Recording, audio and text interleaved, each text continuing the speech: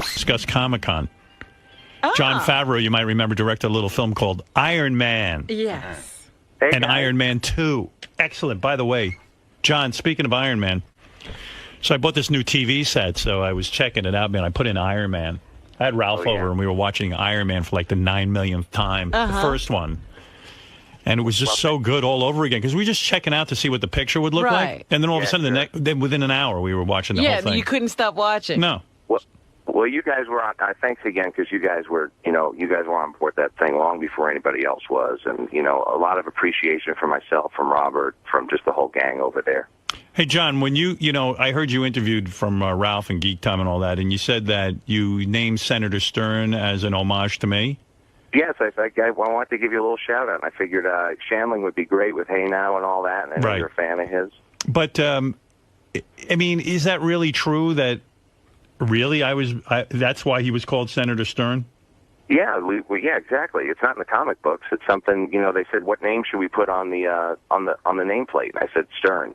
I figured your fans would pick up on that, and you guys have, I know you really went out of your way to say such nice things about the first one, so I thought you'd get a kick out of that. Out of all the comics I think of that I followed as a kid, Iron Man being one of them, that was the last one I think would make a good movie. Oh, but it's a great movie. Yeah, John did a good job. I don't think that was an easy movie to make. I don't think that was easy to make Superman's easy. Batman, even to an extent, is easy. Iron Man isn't that well known, and Tony Stark was sort of a weird character to define. You're better off sometimes with a property where people don't have expectations, and then Robert Downey playing Tony Stark, a lot of the emphasis was on when he's in his normal life. And just with, Robert Downey's history and the way we talked about him portraying the character, it really felt like it matched up with his life experience in a lot of weird ways. And I think that's what really made it special. And, of course, CGI has come so far that you could actually show what Iron Man could do for the first time. Yeah, it's pretty great. Really great. You doing a third one? I don't know. We're supposed to, but they're doing the Avengers, and they're doing Thor and Captain America. And I'm working on a movie called Cowboys and Aliens right now. I'm actually in New Mexico filming, and that's why Harrison Ford was at Comic-Con. I just flew back, and it was right before our panel that guy got stabbed. Wow. Yeah, did you see the stabbing? No, we were about to go on stage, and they said, wait a minute, somebody got stabbed. And first we didn't know what it was. There was a big buzz in the green room. And, at Comic-Con, people are walking around with broadswords. You didn't know what it was. Right.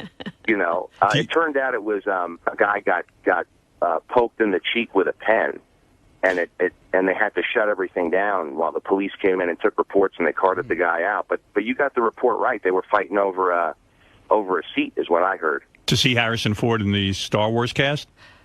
It's not Star Wars, man.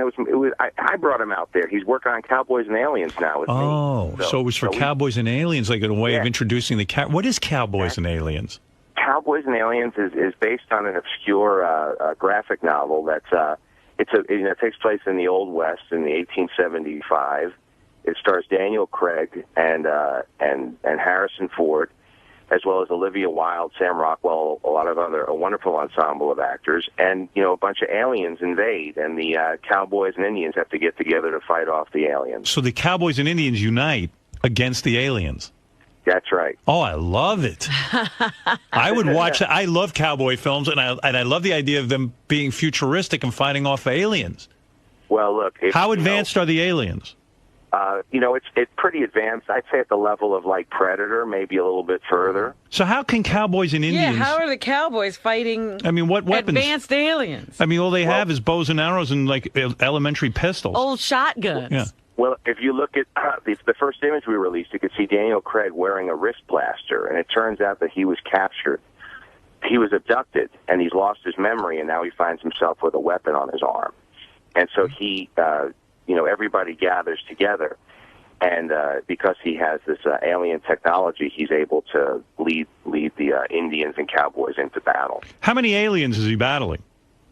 Right now, there's they've been abducting people, and there's a ship that they are looking for that he came out of. So it's really it's not like Independence Day where you have that level of an invasion. It's more like a smaller force that's sent to people to abduct people. what do the aliens want? I mean, here they are, such an advanced civilization. What do they want? And why are all these advanced civilizations so angry? Yeah, why are they always coming to Earth? And attacking? What is I don't know. It always seems strange. I mean, I've been looking up the real what happens on real accounts, and they always seem to want to just sort of take you and stick things in your ass and probe you. In your bed. But what do the in your movie? What do? Yeah. Yeah, if I flew that far, I don't think that's what I'd be doing. I don't know if that makes sense. So, but that is what most people report, that they sort of either dissect you or study you. In our movie, they're here to just,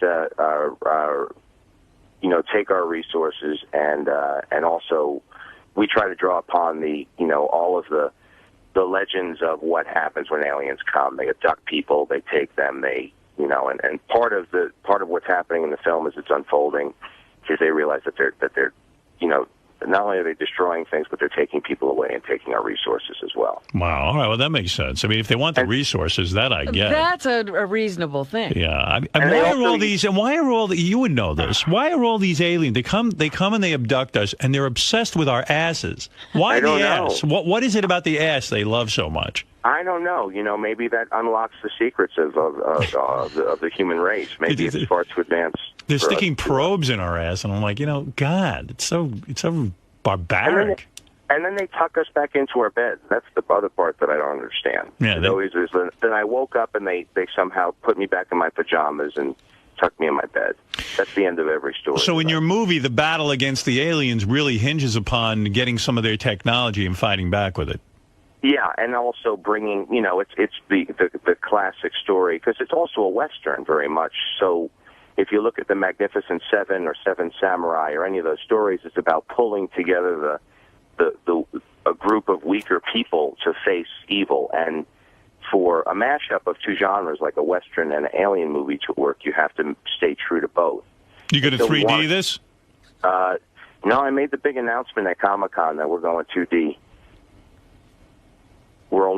It's right now it's a mandate. I don't know if you've noticed, but it's a mandate from all the studios that you have to go 3D now. That's what I was saying, that everything. We were talking about Step Up. A dance movie's going to be 3D. Can I say something? Harry Potter's going to be 3D. I hope you don't make this Space Cowboys and Aliens movie in 3D. I am just so done with it. It was fun for Avatar. I got a kick out of it. I do not want to see movies in 3D. I haven't seen another 3D movie. Me neither. Yeah, well, we as I said, we made the announcement that we're not going 3D, that we're 2D. And that we're the only big movie next summer that's 2D. Everything else, every big studio release, whether it's Pirates or the Marvel films or Harry Potter, it's Transformers, they're all 3D. What did the studio say when you told them you do? I mean, you've got enough clout now. I guess you can buck the studio. So were they pissed at you? No, I mean, look, they were offering. Universal was very generous in offering the money for us to do it, whether shooting it in 3D or converting. But we felt, you have to either convert, which is, I haven't seen it done well yet, or shoot in 3D, which means you have to shoot on digital video. And for a Western, I didn't want to shoot it on video, and you're charging more money. So what you're saying is you're basically giving up the box office. You're not going to be one of the top movies of the summer. But I felt to get to do a Western in a film like this, I wanted to feel classic, and I didn't think it really needed to be 3D after shooting a few days of tests. And Steven Spielberg's an executive producer. He recommended that I not do it in 3D after we had been going back and forth a lot. So that's where we landed. Well, look at you, man. This is A-list kind of work, man. Did you ever think you'd be getting Harrison Ford and Spielberg? Look at you. I didn't think it, and I have a lot to thank of course, to the success of Iron Man, and you were the first guys who were really supportive. What are they paying you on this film? Now you're making some major dough. You got an office on the lot yet? Yeah, I mean, come on. What do you got going on? I'm out in New Mexico. They're paying me in serious stock, so I'm excited. Oh, you're like me too. You'll never get back. Yeah. Would you ever put Mel Gibson in a movie now, or is he untouchable? I would have put him in a film. I think he's probably one of the best directors out there right now. Right. He's a talented guy. I actually met him at Robert Downey's birthday party several months ago. Right. And he was a very personable, nice fella. It's kind of, I think that it's more testament to our times that all of these tapes come out, and I know in all of our worst hours, I don't know if it's on the scale of that, but it's just to have that stuff out there. It's just a different time now. They could find anybody at their worst moment. I don't know if it would sound as bad as the tapes I've heard snippets on your show, but I got to say that I think talent wins out, and hopefully things come around and things change and time heals things, because it doesn't look good. Yeah, but be honest, the studios would not allow you. He's an expert at resurrecting careers. I know, but the studios would never allow you to touch him, because now he's in Nowheresville. You know what I mean? He's hated now and so despised. People are just confused and don't. Here it is, and it just doesn't stop. And right. It just there's more and more. Right? Isn't there more and more stuff coming out? Yep. Hey, yeah. Confirm this for me, John. People started crying when you introduced Harrison Ford at the Comic-Con? When Harrison Ford never comes out and does this type of stuff, and I said to him it was so important, because nobody knows about this project, and he's so beloved there, and he said he's doing such a great job on the film. I got him to come out, and we did a big joke that I was going to, he never does those things, and he said, if I come out, you're going to have to drag me out in handcuffs. And we got handcuffs from the prop man on the set. We flew out there, and he came out on stage, and I'm telling you, I'm not exaggerating, for 5 minutes it was a standing ovation for the guy. And people were crying. What is that, Gary? I have breaking news. It's so funny. You just started talking about Mel Gibson. I just got the note. The next Mel tape will be available in 3 minutes. Oh, dear. Hey, John, we don't mean to bump you, but Mel Gibson tapes are I here. understand. Yeah. Well, if he doesn't work again, you could claim some of the credit. Yeah, there you go. A lot of airtime. John, have you ever? This is Gary. You were saying that I know who it is. Everyone can be caught at their worst, but have you ever been that angry to anybody and said those things to anyone? I haven't. Not that, but clearly the guy's got, he's owned up to having certain alcohol problems and things, and I don't know. I mean, I can't look. I'm just saying I'm not in a position to judge anybody. Wow, he is. You know what? He is. He's a Hollywood guy. I tell you what. I'm saying Harrison Ford. I'm not Harrison Ford. Mel Gibson might be able to. For some reason he's beloved. He's made Hollywood a lot of money. I tell you. Look at Favreau. He's ready to work with him. Yeah. I'm just saying that he's extremely talented, and this is clearly a really, really rough patch, and I don't know if you could recover for it, nor would he want to. He's got so much money, and he makes his own movies, and I'm sure there were people that would, people definitely respect the guy's talent, so that's all I could really speak to. You realize, right now. you know what? Tracy Morgan was on my show the other day. He hit it right on the head. He said, you know what? I'll work with Mel Gibson. He goes, I could get him for like $5,000 now. And he could beat him up. Yeah, that's right. Like usually Mel Gibson's beating up everybody. Now you could hire Mel to get beaten up. Yeah. Hey, John. And people would love it. I really like this new project you're working on. I'm excited about it. Sounds good. I'm on my way to the set right now. I'll keep you updated on it as things unfold. But I just wanted to clear things up and make sure you got the story straight. How about Iron Man versus the aliens from your new movie? That would be a very good one. So what I'm understanding here is that Iron Man is now going into these franchises where they have all of the superheroes together? Yes, that's exactly right. So you're not going to ever direct a solo Iron Man project again? After Avengers, Iron Man 3 is slated to be there in the lineup. But, there's nothing you have to see, since it's really the continuity of the Marvel Universe is determined by Thor and Captain America and Avengers. I have to wait to see what happens to even see what the story would be. But I love working with those guys at Marvel, and I love working with Robert. So hopefully we get to do more of them later.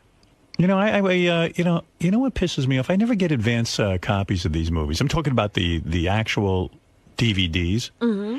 And I know certain guys, like people on the Today Show and stuff, they all of those people get DVDs. How come I don't get them? How come I don't have a copy of Karate Kid even with Right. I mean, how come I actually sell I will get you a copy of Cowboys and Aliens as soon as it's available. Thank you. That would be honored. I'm not going to bootleg it. But don't give it to the staff though. No, just for me. I can't see it? No. Oh, God. I'm just proving my loyalty. I will set up a screening for all of them. All right. Thanks, Johnny. All right. Take care, buddy. All right. Listen, I'm excited about this film. I think you're onto something good here. Okay. Because if I'm excited about it, it means the public is excited about it. I'll get you the little teaser that we showed at Comic-Con. Yeah, I'd like to see that, too. Yeah. Right, I'll send it over to you guys. Get it over here already. What are you doing? But don't leave it on your desk. Don't worry about it. You see, he's very careful. You know what I do? I have a shredder in my office. After I watch this shit, I shred it. All right. Goodbye. Bye. Jon Favreau. Look at this guy. Wonder what he's getting paid. They get a lot of good stuff at that Comic-Con, but I can't go there. No, you're not going. Imagine the tweets. I want to make sure to get to Steve Langford from the Howard 100 newsroom. Steve is standing by with some very big breaking news. Langford has a news. This guy is a top reporter. Very lucky he even stops by. Go ahead. The producers of the hit science fiction series Fringe on Fox moving heaven and earth to get Eric the Midget to the show's set in Vancouver. Fringe sending 2 staffers to Eric's home in Sacramento Friday to get passports and travel arrangements in order. Then, because of apparent complications over oxygen tanks on aircraft, Fringe will drive Eric the Midget and his roommate to Vancouver from Sacramento. Wow, they must really want you, Eric. Yeah, they do. Wow. Can you imagine? Did you hold out for a lot of money? Yeah. Wow. Look at this kid. Just strong-arming his way. So when do you commence principal photography? On Thursday and Friday. Of this week? Yes. And they're flying you there and providing all kinds of... Driving you. Hello, do you listen to what Steve says? Not really, no. So I meant to say, they're driving you there, and they're driving you with oxygen tanks and things, and anything you might need medically. Right. Wow. Wow. How long a trip is that? About 15 hours. Pretty pathetic that you don't even listen to your own reporter. Listen, I've been on the air for 5 hours. What's the matter with you? Eric, the annoying motherfucker. Does Eric have a work visa? Life. Does Eric have a work visa to work in Canada? Did they help him with that? I'm sure they've done that. I got the passport. You do? Yes. All right. Excellent. Wow, look at this guy. And have you read your lines? Have you seen the script? Yes. How many lines would you say you have? I believe it's like 5. How many scenes are you seeing in? 2. Wow. That's a lot to go through for 2 scenes. Give me one of your lines. Let me hear. Well, the person in the scene with me hands me $5, and I say, "Are you kidding me? I'm sure you have more where that came from." Well, wow, boy, if ever there was actor. If ever there was a part tailor-made for Eric, it's him saying he's not getting enough of something. I mean, my God. I think he's being typecast. Yeah. Johnny Fratto was saying that Eric was a complete nightmare during the Fringe negotiations. Have you heard anything about that, Steve? Johnny had me in hysterics on Friday. What did he say? He had tape, which, of course, we can't confirm that it's all accurate, but and of course we aren't sure that we could air that kind of stuff. But he played this stuff, and it was unbelievable. What, Eric? And the roommate. And the roommate making demands? And yelling at Johnny. Eric, the complaining midget. I got to hear those. Beautiful stuff. Oh, my God. Eric, what were you yelling about to Johnny? Just that at one point it was going to be, the taping was going to be in August, and then all of a sudden, or the end of August, and then all of a sudden it switches to this week. Eric, correct me if I'm wrong. Aren't you guys sitting around doing nothing and just praise for some sort of recognition? I mean, And hasn't he been lobbying for more acting work? And so far, the only ones interested in you are Fringe. You would think you would drop everything, which is basically dropping nothing, and just do it, and don't be a pain in the ass. If you'd let me respond. Go ahead. It's the medical issue. The reason why we're not flying and driving up there is because of the fact that if they had given 3 to 4 weeks, we could have flown. But because of it being short notice. Yeah, but you understand Hollywood. You want to be an actor, you got to be ready to pick up and go. I mean, I don't know what to tell you. You can't exactly do that now with. All right, well, you got it all worked out. Will you improv at all, or will you do the script verbatim? Will you try, like Bill Murray does, to throw in some ad-libs or perhaps lend your particular brilliance to it, or will you stick to the script? I'll stick to what they wrote. You will not attempt to perhaps inject some of your own thoughts into the thing? No. Okay. What is his character, actually? I don't know if they want me to say. But you're crucial, you say, to the plot? Yeah. And you say, you've got to have more money than that. Is that it? Well, he has 4 other lines. Is there a chance your character will come back again for future Fringe episodes? I have no idea. Mm-hmm. You can't tell that from the script, huh? I guess it wouldn't probably hurt to say it. I'm playing a homeless guy.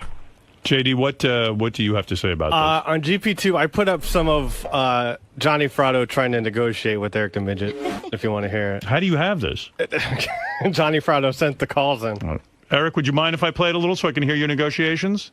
Go ahead, and it's Eric the actor. Whatever. Eric the actor. Sorry. What page is this? Eric GP2 in light blue. ridiculous midget. What page? Fred, fuck off. GP what? GP2 in light blue. All right. Eric, the rude, obnoxious, and annoying midget. Fred, Let me hear the this. brainless asshole. All right, here, listen to Eric, this. the annoying midget. All right, Fred, knock that off. I'm trying to hear this. Here we go. Let me hear you and Johnny. These are private, secret negotiations between Eric and Johnny. Here we go. You know, I mean, this is the opportunity of a lifetime, and you should be much, much more excited to have the opportunity of a lifetime. You're the guy who calls yourself Eric the actor. Now, this is acting. This is real acting. I'm positive Howard probably has something to do with this, of you getting this. You know what I mean? I'm sure he went out of his way to do this. You know, and so you got to do it. And there is enough time. If you'll get us the passport, there is enough time. Johnny, by the time my parents send me either the original or the copy, whatever, of the birth certificate, will be possibly at the least Friday. And then the place. Poor Johnny. I mean, like, it's his problem. You want to be an actor. I mean, it's unbelievable. I got to hear the rest of this. But the better stuff is the roommate yelling at Johnny. Oh. It's unbelievable. To get the... No. I don't know the roommate. Poor Johnny. Why is the roommate screaming at Johnny? How come your roommates... Well, whatever. Well, Eric, okay. Well, congratulations on getting this work. Can't wait to see the finished product. Yeah, we can't wait. I also want to hear about, you on the set, the whole thing. Yeah, who's going to be there? Are you going to go with him so we can hear about what happens on the set? I need eyes on this whole thing. You know what I mean? Well, if Eric wanted us to be there, we would be there. Of course he wants you there. I mean, don't you want the publicity, Eric, of your episode being taped? Someone needs to be there from the beginning. Howard TV needs to be there. We need to see Everyone needs to be there. We need to fly in at least 50, 60 people. Hey, Howard? Yeah. I don't know what we can and can't play, but if you go to Gary page 1, I have the roommate yelling at Johnny. Well, if the roommate says it's okay, I'd like to ask first. Hey, where's your roommate, Eric? Asleep. Wake him up and ask him if we can play this. He's in the other room. So what? Wheel over there. No, not doing it. Why? Just because I don't want to. I've been pulled from the project, Howard. I mean, really. The guy does nothing for you. It's true. Harry, shut the fuck up. You're in this show because of Howard. Howard asked you to do it. How many times does Howard say, can you do me a favor? And you're like, no. Gary's got a point, Eric. Eric, the stupid bitch. I'm hooked up to a damn oxygen. I don't want to... So unhook for a few minutes. Well, how would you get him if you needed him right now? Can't you hold your breath and go over there and get him? He must have some way of alerting this guy. Yeah. Eric, the complaining whackpacker. If it was an emergency, how would you get in touch with this guy? Do you have a buzzer? Like one of those things you wear around your neck? A bell. What do you have? How do you get in touch with your man there? If you need it. I just don't feel like doing that. How do you do it, though? How would you get in touch with him? All right, Howard, here's a perfect example. This is what I know. And Eric, if I'm off, let me know. If you have to take a shit, right, the guy has to help you, right? So if you had to take a shit right now, what would you do? Take myself. He'd probably just shit his pants and let the guy clean it up I afterwards. would not. What is he there to do for you? What do you need him for? He's there in case Eric has a medical emergency. There's got to be a way to get in touch with the guy. Seriously, what's the protocol? How do you get in touch with this guy?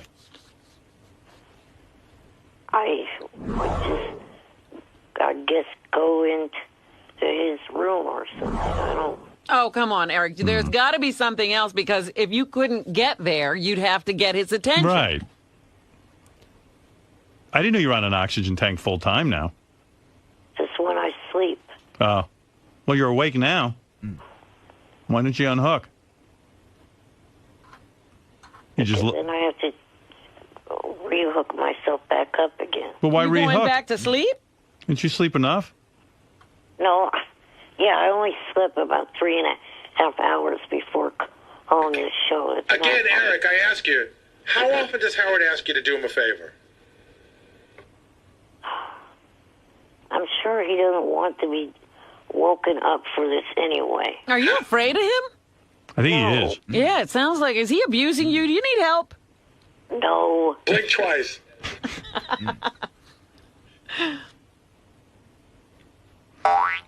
If you unhook... No, forget it. Should be able to go a couple of minutes without his oxygen tank. And I think he unhook. can. He just doesn't want to. Yeah. Fuck, I'll do it. Damn it, shut the fuck up. All right, go ahead. How long is that going to take? Could you hurry it up? Can you hurry? Robin, can you shut the fuck up? Stop arguing. Go get him. In all this time, he could have already had the answer. I know. Arguing. All right, give him a minute. God knows what goes on over there. That oxygen tank. Oops. Did he? Oops. I think he just... Are you there? Are you all right, Eric? Yes, I climbed. It sounded like you fell over. What? I climbed into my chair. Oh, okay. All right, take it easy. I didn't realize you were in the bed. Ask him if it's okay if we play him arguing with Johnny Fratto. What's going on now? Are you on your way? Yeah. What are you doing? He's wheeling. Oh. They want to know, Jon, if it's okay if they play the arguments between you and Johnny. You yelling at Johnny.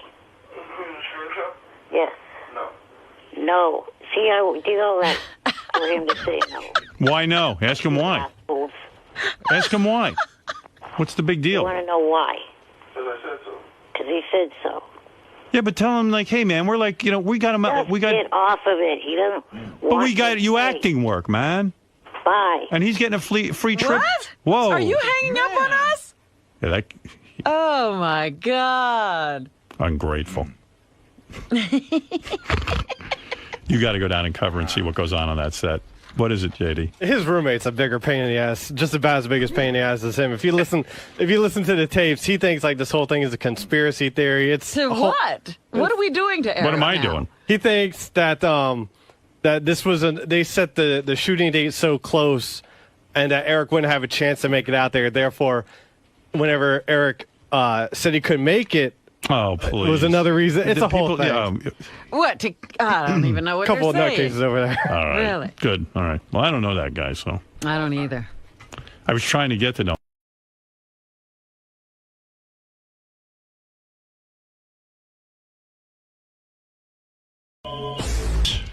Eric the Midget, Johnny Fratto phone call. The boys are mining it now and taking little They're clips. finding good stuff. Yeah, oh, it's really good. Yeah, Johnny described it as like, similar to the Mel Gibson tapes. Wow, it's just funny to hear.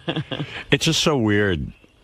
Eric carries on like he's Tom Cruise. Uh-huh. And he's carrying on mostly that these dates that Fringe wanted him. He got a little acting role on Fringe. And he's, this is all this kid wants. He wants to go. He wants to go. Can you get me on? So he finally got some acting work. And it was like 9 days away. And Eric's major problem seems to be that it's too close. In other words, how many months out does he need his schedule? And someone said to me he's just being a pussy anyway because he's insisting on driving to this set in Canada, but he could go on a plane. He says, I have the same condition as Eric, and I have oxygen tanks and stuff. And he goes, you just bring one on the... Here, wait, I'll read it to you. Hey, JD. I'll just say the main point of the argument is, or the disagreement is, Eric and Jon feel... Jon being Eric's traveling companion. They need a passport, okay, to get over there. And Johnny's saying, the film company is letting... they're able to get it done faster to get you over there. But the way that they can do it, like... Eric and Jon are nervous about, like someone's going to steal their identity or something weird. Yeah. So they want to do it, in a certain amount of time. Oh. Yeah, they have all kinds of issues, and poor Johnny's like, guys. What are they living in, like this paranoid little world that they created, and Johnny is disturbing them by saying that things can be done a different way? Yeah, and Johnny, they act like Johnny needs them. It's weird. They're into this whole thing where, Johnny, you just screwed up. You just screwed yourself because, now we can't. They're going to leave you. We can't even travel now to see you, and, we're not going to be available to work for you.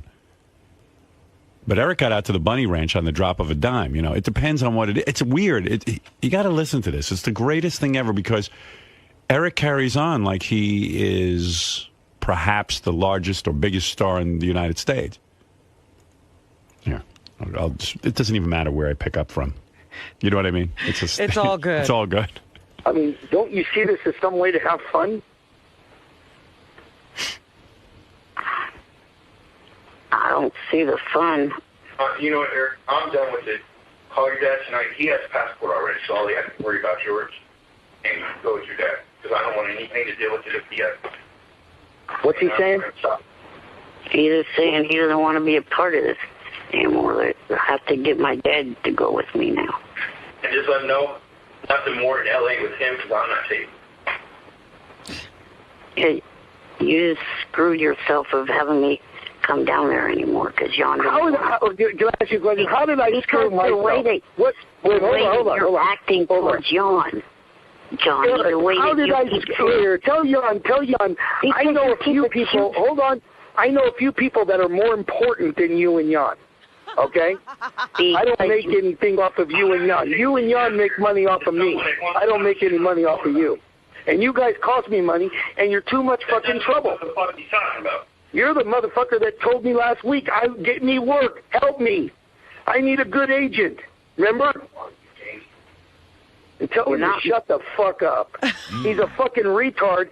You know what? Because he's fucking you out of a good, nice future. You're not letting me explain. Go ahead. Because you keep accusing him of being the stoppage towards this whole thing. I'm not accusing him. I'm saying he's making it hard by putting it in your head that you can't get a passport. And he has been doing that. And he's manipulating you. Okay? Whether you believe it or whether you don't. It's true.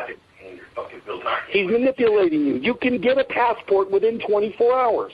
Having a passport is not the issue. The issue is, do you want to do Fringe or don't you want to do Fringe? Yes or no?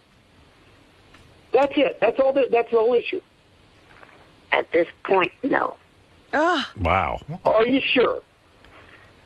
100%.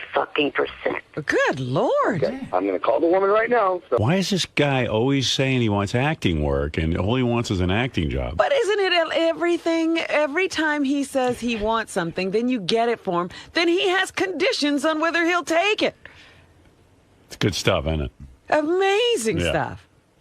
And why poor Johnny? Why is Johnny trying so hard? What does he care? He cares about Eric. He's in the same situation as you. Yeah. You know, everybody else would have dropped Eric 100 years ago. Yeah. You have this soft spot for him, and you put up with all of his BS, and so does Johnny. Well, I have a reason for putting up with it. It's good Well, radio. but What's Johnny's reason? Johnny has this, I don't know. Maybe this is his way of redemption or All right. something. I'll put up with Eric for all the other stuff I do. I'll get back to you and let you know what happens. But I'm sure you're going to hear about this. So I'd be prepared for a whole lot of shit. Because this is going to start a shit storm. And I think you know that. Right. Well, you better be Eric the doctor or Eric the nurse or something else new. Because this definitely, absolutely is a proof that you are not an actor. Actors do everything. They get in the part. They get in the, you know what I mean? So at this point, I don't want to be an actor anymore. Oh. Yeah. All right. Well, let me call this lady before she leaves so I can stop her in case she tries to make some plans. So I'll get back to you. I'll do it. You'll do it? Yes. What about Jan? Can you please do it? Because I don't want to do it with Dad. And I don't want to hear Stern and them on my... That's what they're trying to get it anyway by doing it so short a time.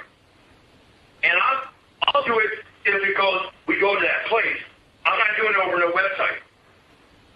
You can go to the place. Tell him he doesn't even have to go anywhere. The guy will come and do it. Yeah. What's that all about? About the passport. Oh, God. They don't want to do it over the web. Jan sounds like he's the one with the busy schedule. Jan's out of his mind. No, he doesn't want to put up with that bullshit. No, I mean, even the way his attitude, what's he so upset about? Really? I don't know. Somebody said, go get a passport. Ah! Maybe he's been through the mill with this Eric. He had a bad incident with the internet. Well, yeah, maybe he's had just a bad experience with all of Eric's shenanigans. I don't know, because he seems to not have a problem with Eric. He has a problem with the rest of the world. He might be the only sane one in the group. I don't know. I'm telling you. The only thing I've Johnny heard and is Eric these might be crazy. Little two snippets we've heard of him. He just seems shot out of a cannon. Maybe he's the guy, the voice of reason, who goes, I know this is all horse shit. Eric ain't no actor. I think and what are you Maybe fucking guys? he's saying, yeah. I got a guy in my hands. I got to sit there and hook him up 2 to lines. oxygen tanks. What are you guys carrying For on? 2 lines, I've got to carry him Right. to Toronto See? with oxygen. He's the normal one. He should be yelling. You'd be yelling too. What are you talking about? He ain't Make-A-Wish Foundation. And why is Eric, I don't understand what's so problematic about Eric traveling with his dad. Oh, because his dad knows this is whole horse shit too. I mean, Jan knows it, and his dad knows it. It's Johnny and Eric that don't know it. They're the ones who are chasing the dream. It's the greatest soap opera ever. And they're going to up your money now. They're going to up your money, and they're going to give Jan a role. They're going to give him a role. Johnny, Jan and I don't care if they give our entire families roles.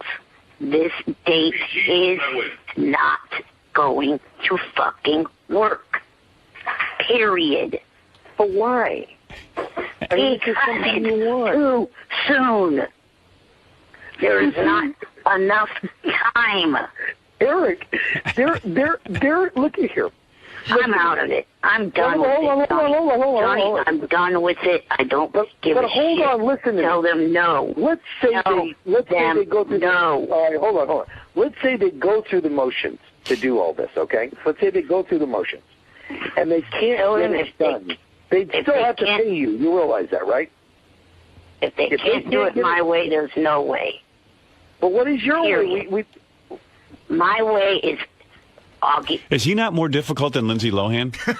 I mean, like, he's a handful. Imagine when he gets on the set. Tom Cruise doesn't That's what I'm saying. This kind of trouble. Worst he does is tell people to shut up during a scene. Yeah. I mean, he's there. He's on time. Happy to be on the set. Some guy wrote me a note. He said,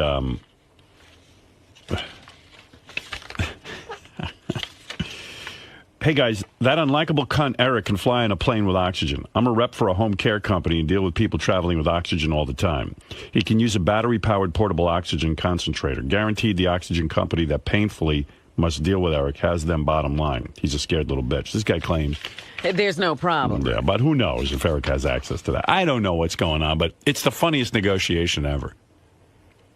Because you think that something major...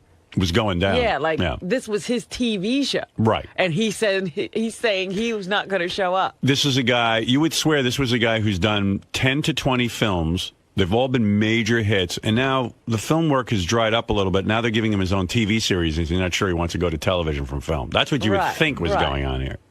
That you got a major star on your hands. Around August the 20th or whatever the hell date that was. You would think this guy had a full calendar like Chris Rock. Made somebody some money. Yeah, right. And now everyone's fighting over him. Earlier when I talked to you, that's the way. This is a big production company. They're not going to send some goofball who's going to steal your identities out to do this. They're going to send somebody that's very normal. Imagine you're an identity thief and you steal Eric's identity, and now you're in the hole about, I don't know, 50 grand. Oh, my God. Yeah, you get his bills. He's like a grumpy, shrimpy Gene Hackman without the talent. You know, I mean, don't you guys are missing a huge opportunity. This is a big opportunity. They really want you. I mean, God, it should make you feel good that they really want you this badly, that they would go out of their way to get you. I mean, they must really want you badly. If they want me that damn badly, they will play it my way or no way. Man. You know what? And ultimately, he does want to do it. Oh, yeah. Because the moment it seems to be going away, he's like, okay, I'll do it. Yeah, I'm telling you, the only sane one in that group is that kid Jon. He knows it's all horseshit, and he's got to have to deal with Eric and moving him. Yeah, this is a big deal. Yeah, 4 lines. He's the one who's going to do all the work. He's the guy who should be getting paid, not Eric. He's getting a role. He deserves a series for that job. Trust me. Let's go to CWB. Good morning, everybody. Hey. He has to travel with an oxygen tank. What's this guy traveling with? An iron lung? Well, he's got real medical problems, Eric.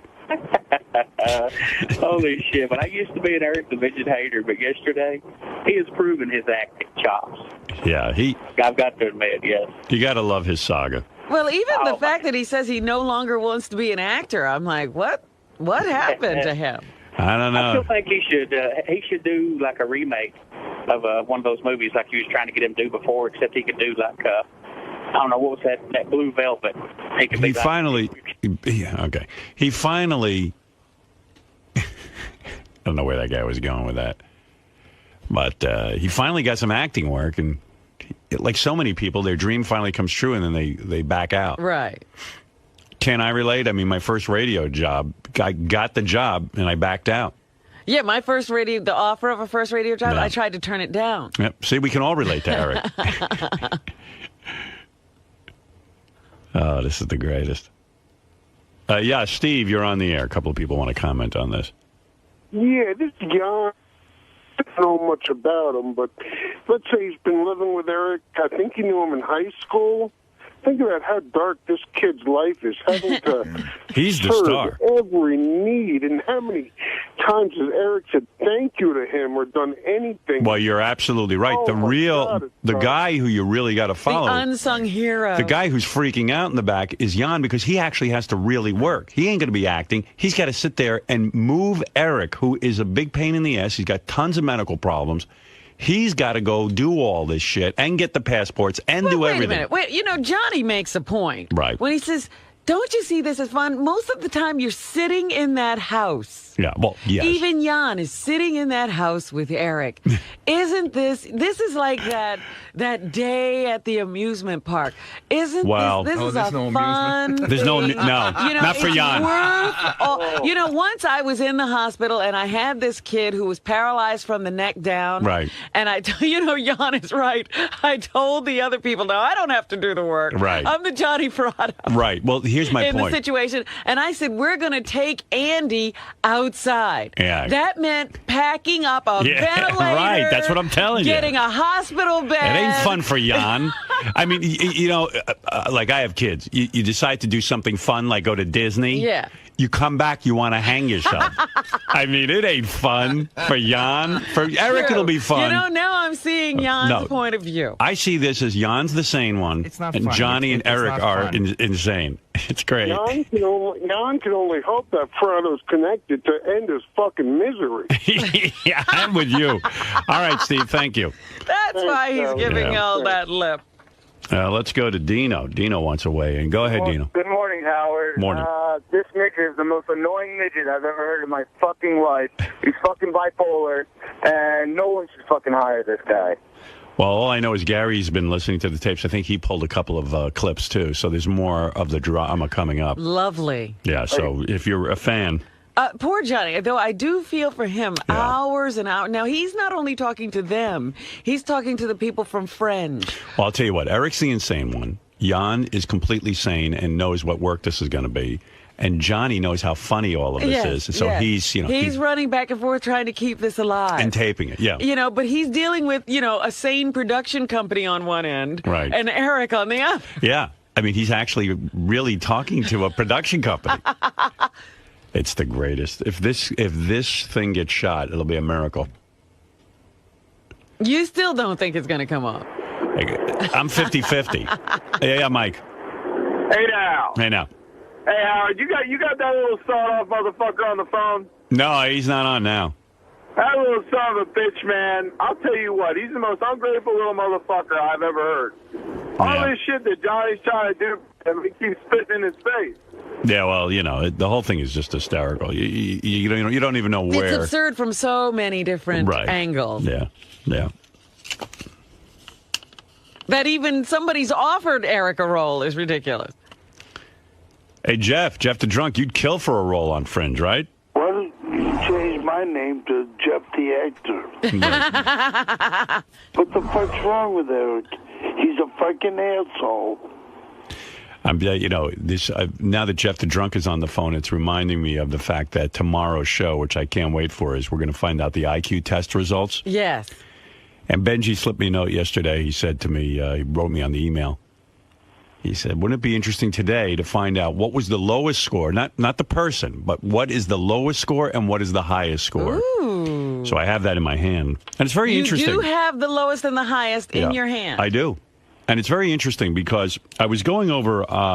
what are the actual... I heard them saying something about the actual levels or scores and where you fall if you wind up with that score yesterday on the wrap-up show. Okay, let me give it to you this way. Let's say you get under a 20. Oh, you mean people can score that low? Yeah, that's a profound mental retardation. I mean, you're basically... Like you can hardly get into the room. You're basically a vegetable, you know? You can't even move. Right. 20 to 35 is severe mental retardation. 35 to 50 is moderate mental retardation. 50 to 70 is mild mental retardation. Now, what can you do with mild mental retardation? Is that like... Or are you saying that's like Wendy and... Gary. Probably Gary. Gary the retard. And again, we didn't test Gary, but we tested Wendy. Uh-huh.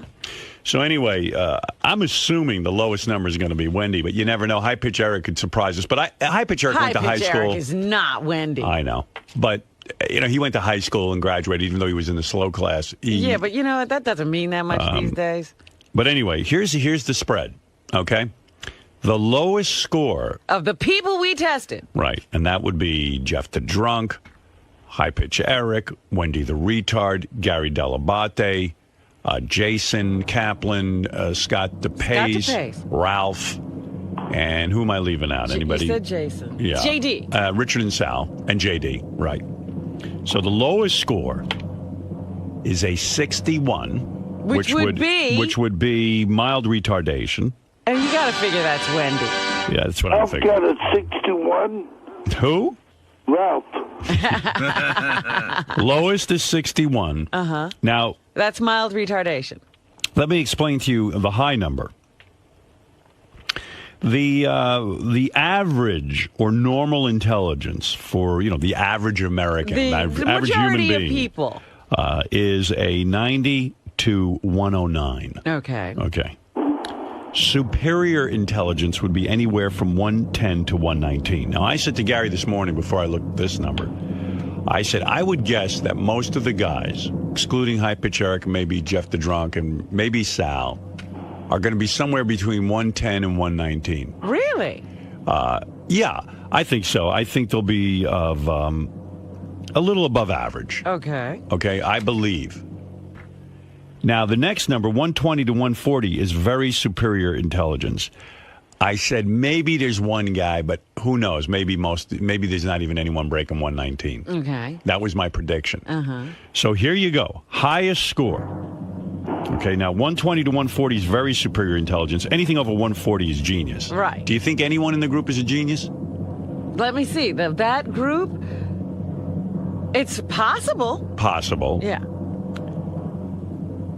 The highest score is 122. Really? Which is very superior intelligence, not genius. Not genius. But very superior intelligence. Okay.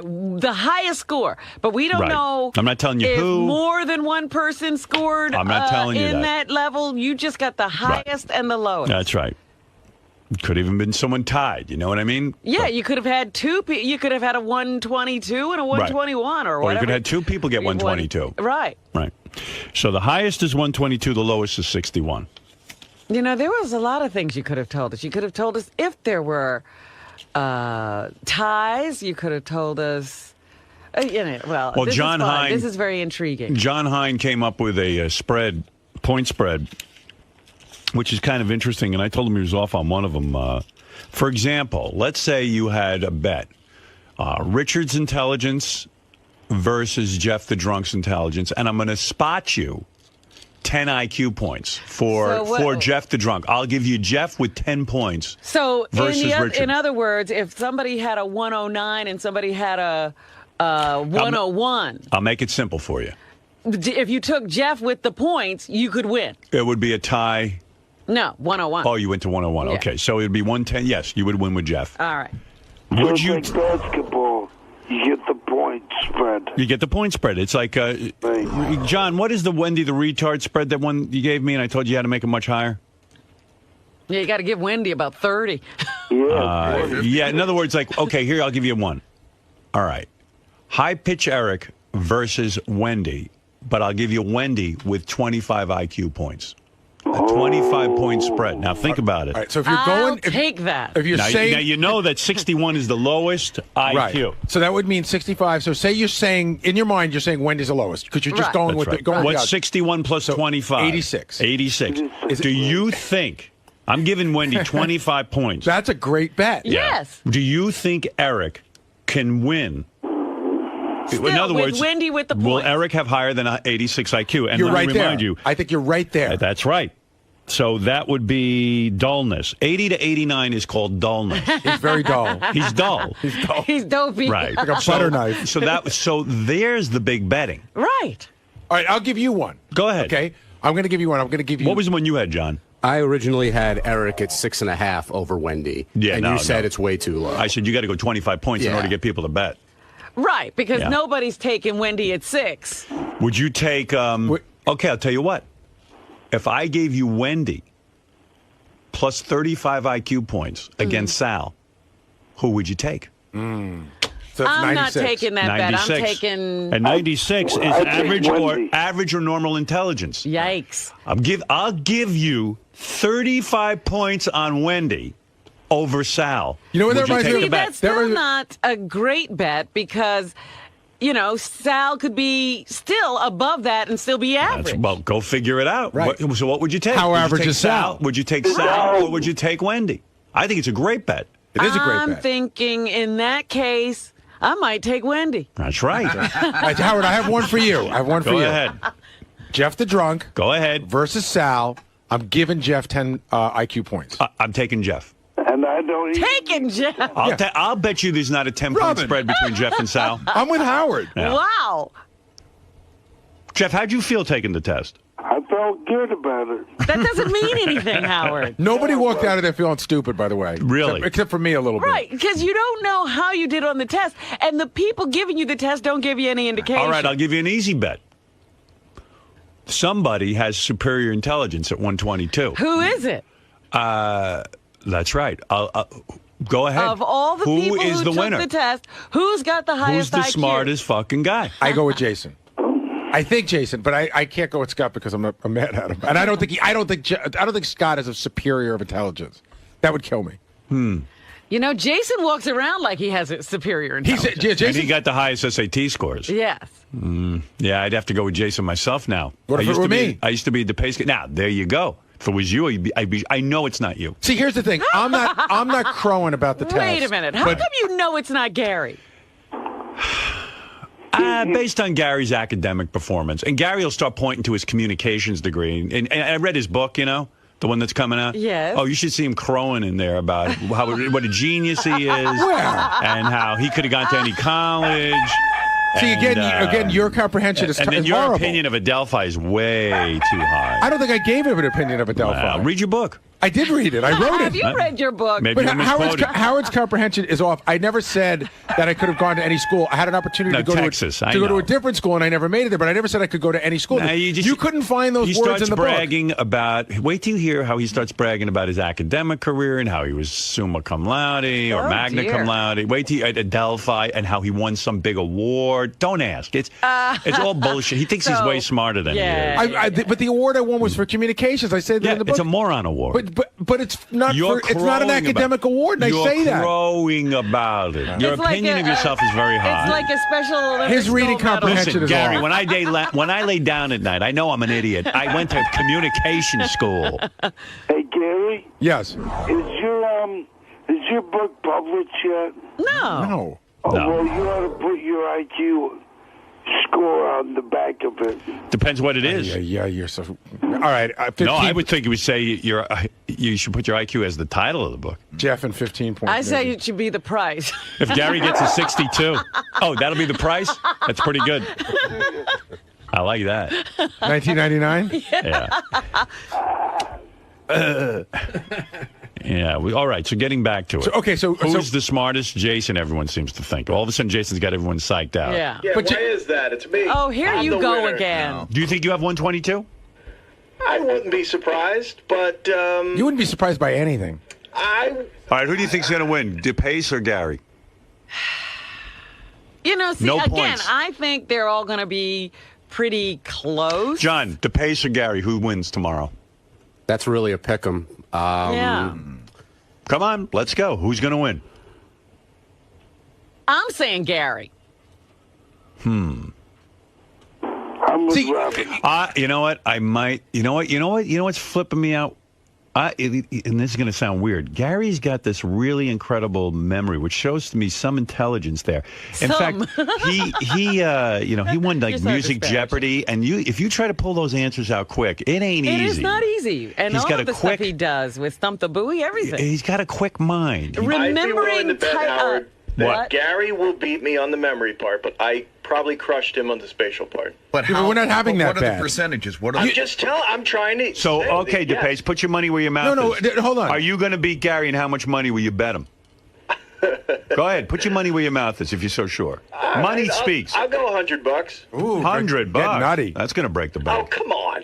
Sorry, I don't make billions of No, but bet him You could $1,000 make bucks. billions of dollars. You're so smart. If you're so convinced you're smarter than Gary, why not make a Right. quick 1,000? Exactly. If you're so smart, you should mortgage your house. You should now be betting the farm. Right. No.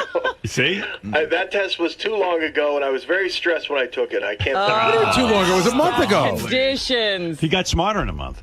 Yeah, he went and studied. There are a couple of the questions that I missed. You know what? A nerve to pace. I'm walking in the hall with him yesterday, and he says to me, boy, some of the questions you would never know. So he asked me one of the questions. I won't say what it is because we might do this Right. again. So he says, you wouldn't know the answer to that. So I give him the answer in 3 seconds. And he goes, Oh. Was it a general knowledge question? I won't give it away either, Howard, but it was an author of a book. I mean, how is that? It's ridiculous. I love how he discounts what he doesn't know. He's almost like Sal. But that's a conservative. That is a conservative. I got that question wrong, and I was kicking myself because I knew the first name, and I knew it, and I knew the answer, but I couldn't get it out. So when I peeled it off real quick, DePace got a little unnerved, I think. Right. Yeah, well, then why don't you take it? I'll beat you. Well, hey, listen, I don't want to know. I think I'd be crushed if I find out. I would take, okay. And I'll tell you what. I got $2,500. $5,000 says Howard can beat DePace. I love what Ralph said yesterday. Ralph said, if I get a really high score, it'll be impossible to live with me. You want to know something? If I had a really low score, that'd be the end of the radio show. I couldn't show up. I wouldn't be able to show up, so you guys would be out of work. You would lose all authority. Hey, in all fairness, I might not be back. I'd be arguing with Gary, and he'd go, listen, you fucking idiot. I got to tell you, I might not be back. I might not come back from vacation. I may not come back. Oh, stop it. No, really. I mean, if I'm a moron. Well, you know what? If you got a 61, don't show up, because I'm firing you. I was going to say, you're a very high achiever for your low level. Right.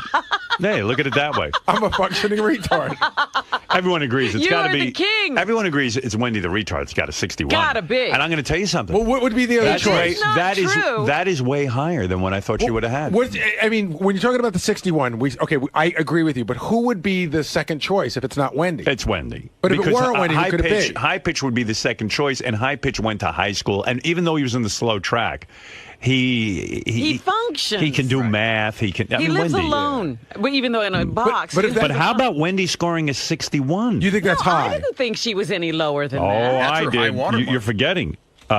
First of all, 20 to 35 is severe mental retardation. Yeah, she's not 35 to 50 is moderate mental retardation. I would have put her in that category. No. I would have. I think that Gary the retard is in that category, and I think Wendy's a little bit more functional than he is. If you believe you know so much, I'll give you 35 points. And her 60 against Sal? It's a tough bet. You think Sal is higher than 96? 96? And I told you again. That's 96, sort of average. Average or normal intelligence. And believe me, he might be dull. He might be 80 to 89. No. Do you think Jeff the Drunk is going to beat Sal? I do. No, I just don't think so. I think you give Jeff a lot more credit than he deserves. All right. What if I gave Jeff the Drunk 10 points against Sal? Then I might take it. You might take Jeff the Drunk? Yeah. Wow. So you're telling me Sal didn't score 10 points higher than Jeff the Drunk? That's what you're saying. I don't think Jeff is retarded. I didn't say that. You're saying that the point spread between... I think he's like low average, and I think Sal is in the average somewhere. This is going to be the battle of the dimwits. Okay, I got a question for you. Yeah. What's your line, right? For me, Jason, Scott, and Ralph, 4 guys that work for you. Go ahead. What's your line in your head where if one of us is below it, you go, I should I'll tell fire you that what. guy. Like, wow. Anybody who is below 110, which is superior That's what I thought intelligence, you would say. to me is a moron. What? That's Anybody right. below superior intelligence is a moron? That's right. I mean, this is somebody I can't even take seriously. So like a 109. Like if you score lower than a 110. Don't ever give your opinion again. Like I actually have a pretty good idea what my IQ is. I saw it when I was a kid. And what do you think that number is? I know I'm in the superior intelligence. But what was the number that you remember? 120 something? It was somewhere between 110 and 119. I don't think it was 119. Now, why do you think you remember that? Because it had a profound effect on me. Oh, really? Okay. Yeah, I took it as a very, very bad sign. What? Because I should have been a genius level. Based on what? Based on me feeling that I am special. Yeah, with his superpower desire, you don't understand. I just have superior intelligence. But there's somebody greater than you. Evidently. I haven't met him yet. I'm going to meet him tomorrow. But I don't know. I don't even know how accurate my number is. Enemy. But they gave us that test in Roosevelt. I think they crowned me king of Roosevelt when I got that. If you took the Roosevelt test, you know what they always say about Roosevelt tests? Right. In the real world... Well, no, this was a standard IQ test. In other words, it wasn't a Roosevelt skewed it wasn't test. a Roosevelt balanced IQ test. For Roosevelt, I was a genius. But look, it's going to be a big show tomorrow. You're going to find out the results. That's exciting. But the betting will commence tomorrow. And all these point spreads throw a real monkey wrench Hey, Johnny, into the situation. tonight, why don't you make some legitimate point spreads so we can bet? I love the bet with Wendy the Retard plus 35 IQ points against Jeff the Drunk or against High Pitch. You got to come up with some point spreads that are meaningful. Yeah, I'll work on a few more lines. Make definite bets. In other You know words, what I'm sitting here thinking? like what I just did on the air. Yeah. Well, Jeff, everybody seems to like Jeff on the points against Sal. I think that's... That's a great bet. Yeah. Yeah, I'm definitely thinking that Jason is the top scorer.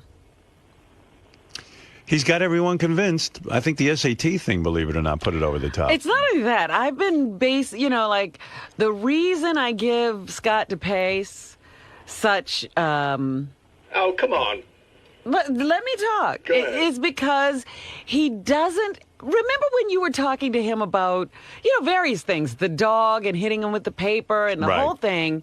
He doesn't have the ability to understand. to accept new material and assimilate it. Shit. So let me ask you something, all right? And you guys don't accept my opinion at all. Based on what you've said, and I think that's a very intelligent comment, is Scott DePace going to surprise us all and be dull? Yeah, maybe you guys are all the dumb. Average I'm or the smart one. Is there any shot at him Right, being you're dull? Planet of the Apes. Which is 80 to 89. No. Okay, you think he did better than that? Would you think? Hey, Will is the only guy who's actually seen the results because he's been working with the woman. Would you like to know right now from Will how many people are dull? How many people are? Oh, God. That's what I was saying. We could get a lot more information. Well, let me ask you something. Let me ask you a couple of general questions. Maybe it would be bad. Well, I don't want to influence the This betting. is the greatest conversation, by the way. All right, now listen. knowing. All right. Will. Yes. Will we were people in the dull category? Were people in all the categories? You mean people on the staff? Well, no, I'm just saying. We know somebody was in the category feeble-mindedness, right? And we're assuming what was dull? Dull is 80 to 89.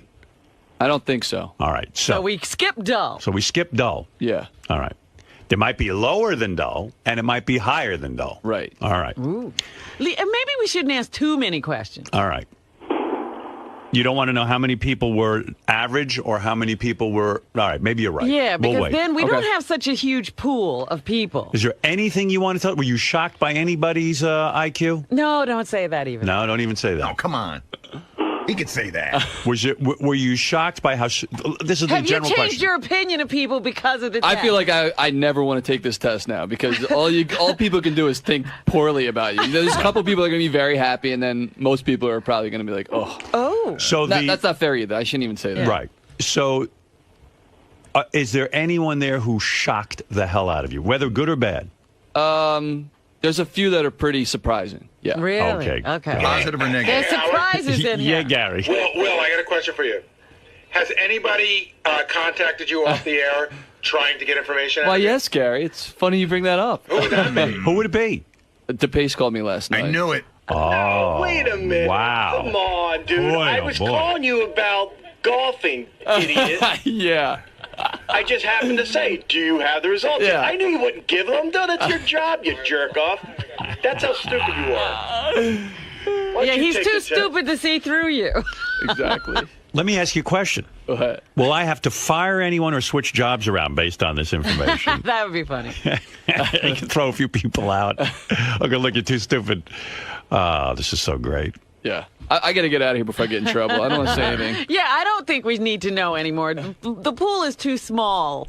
We don't want to have too much All information. right. Tomorrow the betting will commence. So 61 to 120? 122. What? Let me just double check that. I ripped it up. I got it. 122? He's a 121 or 122. Let me double check. It's 61 to 122. Nice. Yeah. So there you go. All right, Jeff. Thanks. We'll talk to you tomorrow. I think we're going to see you down here, right? Yes. Okay. Very good. See you tomorrow. Bye-bye. Jeff coming in for the... I hope Jeff beat a few people. That'd be so great. On the staff? Yeah. That's what I'm going for. I want a big upset. I want high Like pitch. Jeff is ahead of Richard and Sal. Richard and Sal are beaten by high pitch Eric and Jeff the Drunk. That's a headline. That's great. You know. Like, wow. But looking at just the simple result we got, we realized that somebody on our staff is twice the IQ of the other person. So if, let's say, Jason's the smartest, that means he's 2 times smarter than Wendy. Which doesn't mean much. Well, it means something to me. It doesn't mean much mathematically, but obviously it means a lot. It might help you with the point spread when you make your bets. Well, here's what I'm wondering. Again, I think the best matchup is Sal and Richard. That's going to be too close to call, I think. I don't think there's a point spread You on don't that. even have a point spread for I think that it's one. even odds. Hey, Ralph. Hey now. Hey now. Hey, I don't know if Sam is joking with his rundown or not, or he's crazy. But if Richard beats me, I will kill myself. You will actually hang yourself. I will actually. You should have counselors there. If Richard beats me, really. That'll just be awful. What time are you coming in tomorrow morning? What time are we doing this tomorrow? Like 7. Oh, I good. have it scheduled for 7. But Perfect. That's Al's the. going to do his best to get here. No, I'm going to help you there. Hey, that's great. Oh my God, that would be awful. Could you imagine if Richard beats you? Like seriously, how will that affect your life? Like, are you just going to feel like a total loser? Yeah, pretty much. Yeah, I mean, because, and there's no excuse because me and Richard took the test with the same woman. Richard we and both had the same doctor. If it was somebody else, I could reason it away and go, well, they just, added up wrong or different. Right. No, there's no way. There's just, I took the test. Did you hear what I announced? The lowest score is 61. And the highest is 122. Somebody scored a 122, which is superior intelligence. What if you're the 61? Well, I think that's Wendy. I'm clearly not the 61. I'm either the. It's either me or Jason who's the 122. Really? Yeah, really. You're really thinking that? You think you'll beat Gary? I think Gary and I were close, but I got to think that I beat Gary because. He's so dumb, he gave away half the test on the wrap-up show one day. I got like 3 or 4 answers because of Gary. No, he didn't. In fact, we never did. I absolutely did, and I studied. I studied specific things because you were talking about the numbers. You were talking about... you can't study to memorize numbers. Well, yeah, I got an exact question you gave me. You gave me an exact question, Gary. That's how dumb you are. And you're so dumb that you would let a camera film you sleeping. So you know what? You'll be so dumb you can hand over $300 tomorrow. I don't know. And bring the money, by the way. Don't be a douche. I got the money. No, because you know how you get about money. Bring the money. Hey, everybody bring in money tomorrow. Yes, I have to remember that. Yeah. Come on. What?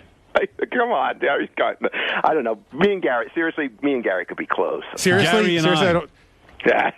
But can I just say something about Richard? Again, I'm not saying that Richard's a genius, but I think you guys are confusing the fact that he's ignorant about cleaning and about social skills. But I think Richard's smarter than you guys think. No, he's not that smart, though. No, what's he smart about? What makes you say that? Because I think Richard is smart. No, I didn't say he's not smart. I just say he's not that smart. I mean, I've spoken with him. Yeah, he's not retarded. I've done that. There's not a lot going on there. Plus, Howard, some of this stuff you have to do quickly. You're timed on it. Right. Have you ever seen Richard do anything quick? Yeah, I've seen him drum quickly. No, he's like, yeah, what shape is that? Time's up. That's my favorite. Yeah. The word favorite shouldn't take 10 minutes. Did they give you any other numbers? I mean, we have the result, but it's locked up with Will. I mean, I'm waiting for tomorrow because I want to do some bets. Like, we've got a great bet going. All right, if I gave you Wendy the retard plus 35 points, 35 IQ points, because this is like a point spread thing. Right, that's You've got Wendy plus 35 against Sal. Who would you take?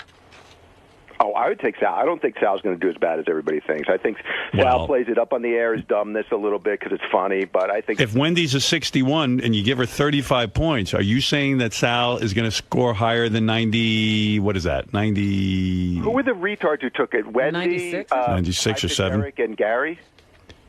Yeah, Wendy the retard, high pitch Eric. Jeff the drunk. Jeff the drunk, not Gary. That's going to be interesting. I'll see you tomorrow. High pitch Eric could be like the 61 easily. No, Wendy's stupider than Eric. Yeah, I mean, Eric got through high school. Whatever. It's going to be really great tomorrow. There's going to be really no limit. There's a category in the IQ test that's dull. Like, you're just a dull person. I think high pitch Eric's going to be dull. Dull? Yeah, dull. I think he's borderline deficient. Who would be dull? Let's see here. Wait. Hey, it can't be. Wait, I got to ask Will this one question. This is a teaser for tomorrow. Will, there's a category. If you have an 80 to an 89, it's called dullness. Did anybody get in the dull category? What was dull again? 80 to 89. Yeah. Oh, great. That could be Gary. Gary can be dull. Oh, you. No, that's dull. He's dull and boring. Right. You know, he's bored. Really, fuck you. What do you mean? Even if I'm dumb, I have the ability to hold a job. Well, good for you. I mean, you might be the smartest person in the world because you figured out how not to work and live. Right. I'm still in my underwear. Under 70 is feeble-minded. Feeble-minded. Did we have any feeble-minded people? Yeah, you do. Well, we do. We Yeah. only have one. Yeah, well, she's... We think it's Wendy. It's got to be Wendy. It's got to be Eric that's dull, right? Oh, wait. I might be wrong. On 80 to 89? Yeah, there's somebody who's in that vicinity. So they're dull. No, or lower. Maybe. I have a question. I don't know. It could be somebody who's feeble? Is The what next you're saying? lowest is borderline deficiency in intelligence. Howard, Which is what? 70, 79. 70 to 79. Can Hold Will on a sec. say what the second highest and the second lowest are? Can you say the second No, No, come on, There's stop too it. much info. Oh, come on. We But don't he's have checking. that big a pool. Will, is anyone 70 to 79? No. All right. Is anyone 80 to 89? Yes. So that means someone's dull. Yes. All right. That's high pitch. It's got to be high pitch. Got What could be? It could be. I'm telling you, it could Jeff be the Jeff drunk. the drunk. I don't think so. I think Jeff's going to test higher. You know, he's on the fringe of high dullness, low average. I think that high pitch would beat Jeff. We're going to find out, aren't we? You are very dull. People tell me Gary's freaking out really bad. He's Everyone really... is. It's like crazy back there now. Yeah. The place is going Why am I nuts. freaking out? Someone said you're getting really insecure. I've been insecure since I took it. I said that to you All right right. at the beginning. He said it before he took it. Sal looks like he's going to cry. Sal? Yeah, he's really kind of He's upset nervous about it, I about think. this? How about if Sal's the dull one? Like dull. 80 to 89. No, Imagine being labeled with dull. That's awful. You'll never outlive it here. I'd rather be dull. I hope it's high pitch, Eric, because if you tell him he's dull, he just stand there anyway. No, he doesn't care. Thank you. He'll think that's great. He'll have a big smile on his I mean- face. The lowest IQ you can have is below 20, and that's called profound. We don't have anybody like that. Profound mental retardation. Well, how did Wendy not get that? Well, she's got abilities. She knows some stuff. If you get two right, I think you're. But don't you think that would be Beetlejuice? He would be in that category. Even Beetle scores higher than a 20. I bet you Beetle could beat. I know who he could beat. Remember the? Well, I don't even want to say. But Gary the retard, I think that would have been an interesting contest between him and Wendy. Yeah. But I think Wendy would have beaten Gary. Yeah, because even in little tests we've done here where you have to make simple math calculations, Right. you can't do that. Right, like when there's a contest and you have to give a number between 1 and 10. Gary goes 10. Right. Or you show him a girl with a cock. Yeah. And he has no clue what's going on. He still can't Still figure wants out to go that out with it's her. not a girl. Yeah. I'm with him. That's confusing. There were two scores that surprised me. One was higher than I thought. One was lower than I thought. Wow. You mean there was a person who seems very, reasonably intelligent, Yeah. and they were really low.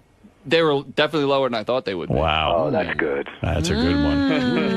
And there's somebody who shocked you because you didn't think they were that bright. Exactly. Yeah. That would See, be that could me. be that could be That would be Ralph. that could be a Sal. That is Richard and Sal. But that's like one person. I'm the Einstein of Kansas. So somebody shocked you. They were way brighter than you thought. Yeah. Yeah. Wow. Yeah. So I can't wait to see if the pace is dull.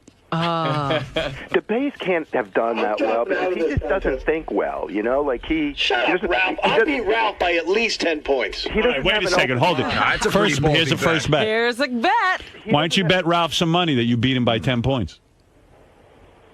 Yeah, I will. Ralph, much? where do you want to go? We'll do bets tomorrow. Yeah, well, we'll forget this by tomorrow. How about, I don't know, again, $100? Ralph, are you willing to go $100? Okay. And what the pace is saying is he's going to spot you 10 points, 10 IQ points. Scott's going to give me 10, which is a good chunk of points for that That's contest. right. He's saying he's spotting you 10 points. Absolutely, absolutely. All I would right, take that. boys. Scott, you're on? See? Yep, I'm in. All right, $100. I think because you know why? I think Scott and I are going to be close, and I think I'll edge him out with that 10 points. Thank you, dummy. That was really stupid of you, Scott, by the way. So you admit I'm smarter than you. He spotted you 10 points. That's how confident he is. Yeah, well, that's how dumb he is. All right. Well, we're going to see. That's $100 right there. All right. We'll see you tomorrow. This is going to be great. Yeah. I'm going to kill myself. Every time I look at Will, the fucking smile on his face, I want to punch him. Will, you're the only one who knows the result. That's a smart reaction. It's like giddy power. It was a joke, dummy. And you better get my joke, or I'm going to come in here and punch you. Who's crumbling now? Scott, will you be wrecked if Gary beats you? No, because you know what? I was thinking about that. If Gary wins, maybe it'll make him feel a little better. We can stop this fucking whininess. How about me being smarter than you isn't going to make me forgive you, douchebag. And besides, you'll just discount the test. If I beat you, you'll say, listen, these tests are stupid, they're meaningless, and I know in my heart I'm smarter than everyone else. Well, I don't think it's meaningless, but I do think that the general knowledge stuff is kind of weird that that's on there. But if you win it, you'll crow like crazy. But if you lose it, you'll discount the whole test. Will everybody agree? Not the whole test. Will everybody stick by the results, or will everybody say that now, or you're all going to kind of... Because I'm sticking by it. Whatever they say, I'm with it. Well, there's nothing to say. That's the result. And Scott will handle things the way he handles Let Scott handle it his way. If he wins, he's for it. If he loses, he's going to discount everything. That's what Gary's saying. That seems like the safe way to play it, if you ask me. Absolutely. Gotta live with these I'd be results. doing all kinds of fucking dances if I... Backpedaling. You tell me I'm dull, I'm gonna fight that one. I'll demand a retest. I can't believe that. Oh, yeah, It's just so fun to hear these arguments and actually know. Yeah, Oh, I can't bet. wait. Yeah, you're having a man. good time. I'm going nuts. I can't wait. You should save some of the quotes, Will. I'm thinking of sleeping here, and I'll be the first one here in the morning. All right. Thank you, Ralph. All right, see you tomorrow. Bye-bye. Big show tomorrow. Big show. Wow. All right, Gary, so tomorrow we're going to find out the score of the IQs, and Will said that two people surprised him. One scored higher than he thought, one scored lower. Does that get you nervous at all? Of course it does. I think there's only three people who could fall into surprised at how low they scored. It would be me, Scott, or Jason. So in my mind, there's a 33% chance it's me. So those three could possibly score lower. Yeah, what in other about words, the other? how much lower would Sal have had to score for you to be surprised? Yeah, okay. Or Richard. Everyone's expecting Richard or Sal to not score that well. So to me, Richard or JD I was surprised at how well he did, although Jeff could fit that bill, but I don't think any of those people fit I was surprised at how low they did. Is it going to be ugly tomorrow, you think? How do you think the reactions are going to be? It's going to be, I mean, Ralph's already being a dick, and Scott's going to already fucking being Scott, and, you know, listen, Jason and I are sort of laying low. I haven't said, hey, fuck you, I'm smarter than you. I got a couple of bets out. I'm just going to play it as it goes. Now, is there a line? You said there was kind of a line that you draw where if you low, you don't come back? I would like to be over 110. I'd like to be 110 or over. Really? Okay. I would like to be. All right, we'll find out. If I'm 108, you know, I don't know. Maybe I'll be like moderately happy. But it depends on, you know, who the 122 is. So you'd be bummed out with the low 100 score? Oh, yeah. Bummed out with a low 100 score. All right, Gary. We'll find out tomorrow. All right, thanks. Richard, so we're going to find out your results tomorrow. And Will said that two people surprised him. One is higher than he thought and one's lower. Does that get you a little nervous at all?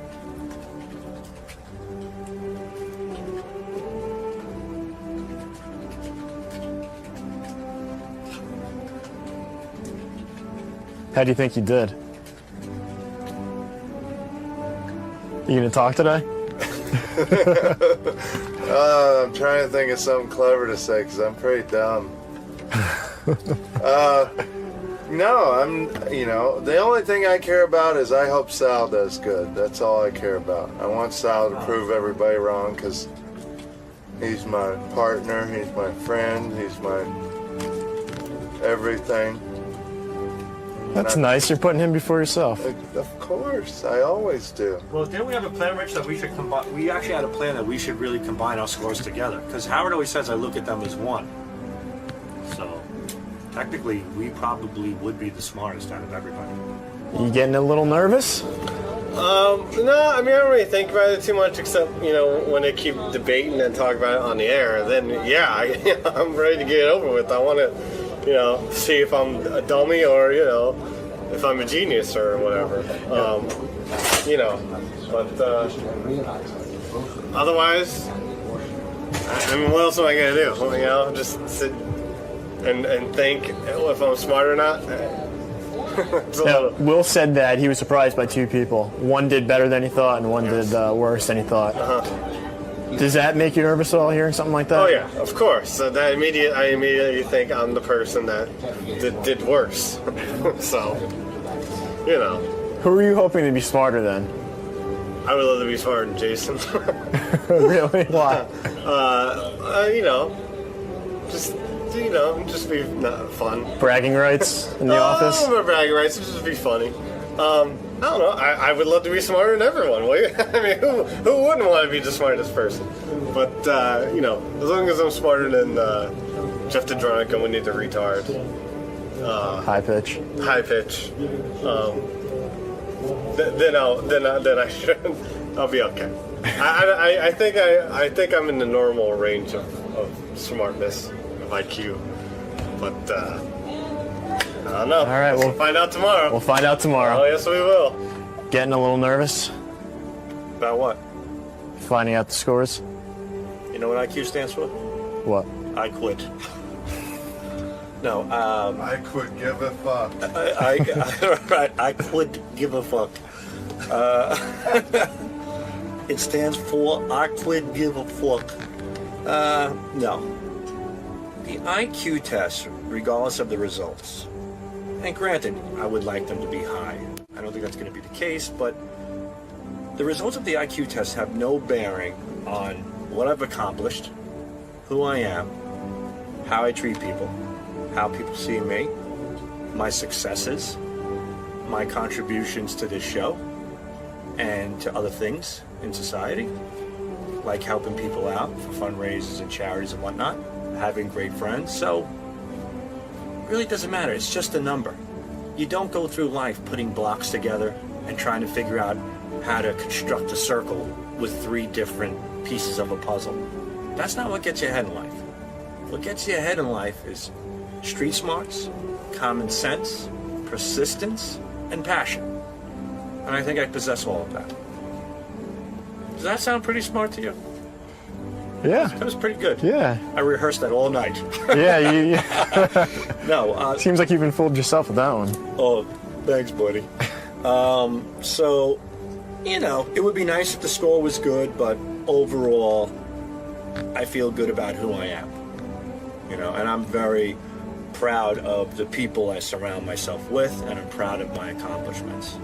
On the flip side, I hope Scott DePace buries Gary, because I think that would be hilarious. Do you think he's the smartest one? DePace? Out of that group? I don't know. I mean, look at a guy like Jason. Jason doesn't have much to hold on to, He blogs the show, anybody could do that. Just listens and types, and he takes photographs.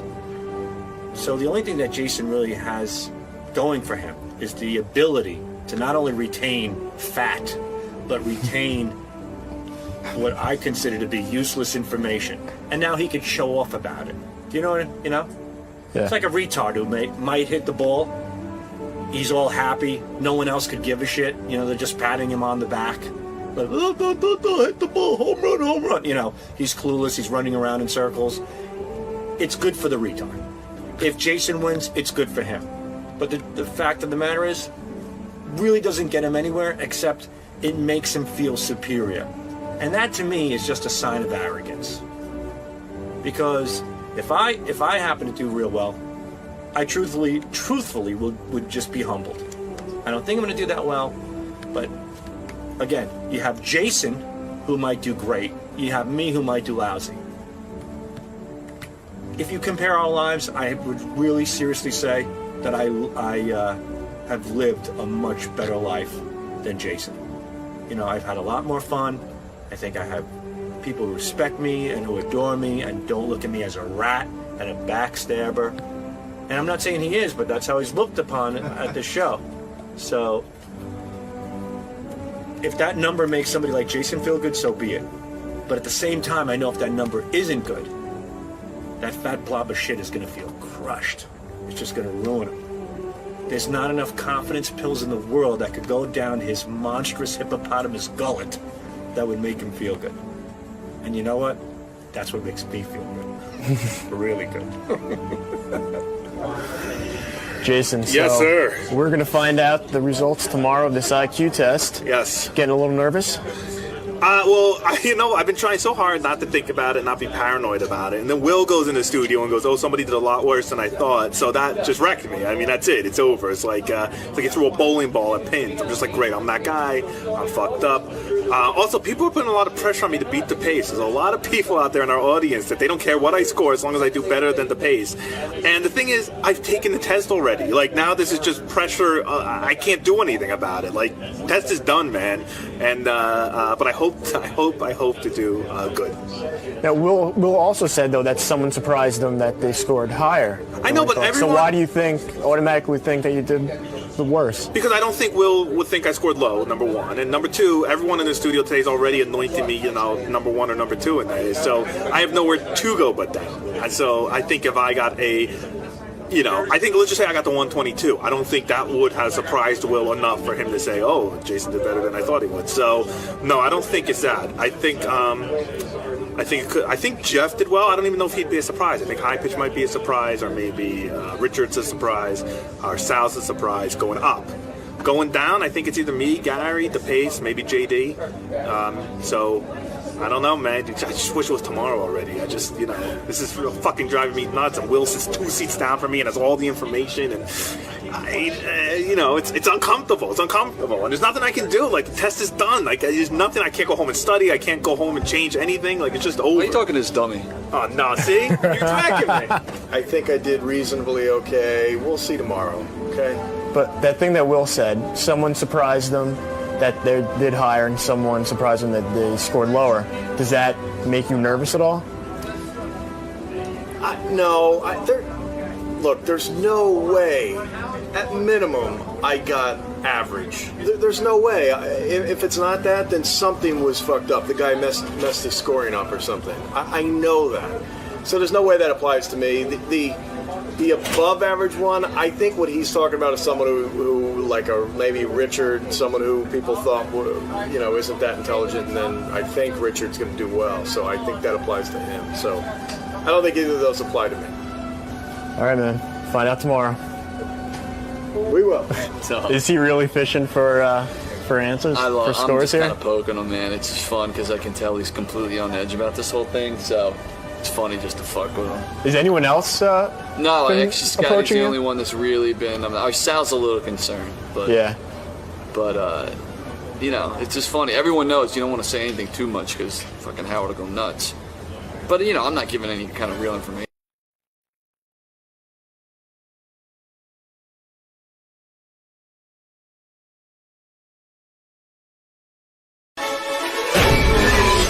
This is a Howard TV original production.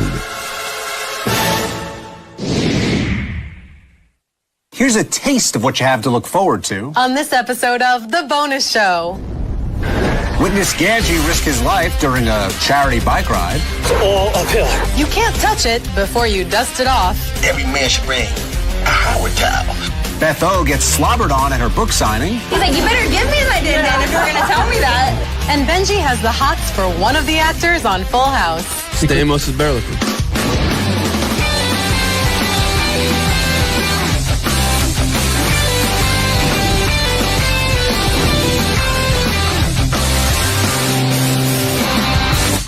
Hello, Stern fans, and welcome to The Bonus Show, a weekly update of all the great behind-the-scenes moments you can't see anywhere else. I'm Rachel Fine. And I'm John Hine. Thanks, Snook. And Rachel, by the way, you do look fine. Get it? It's playing your name. I get it just fine, Hine. Time to shine.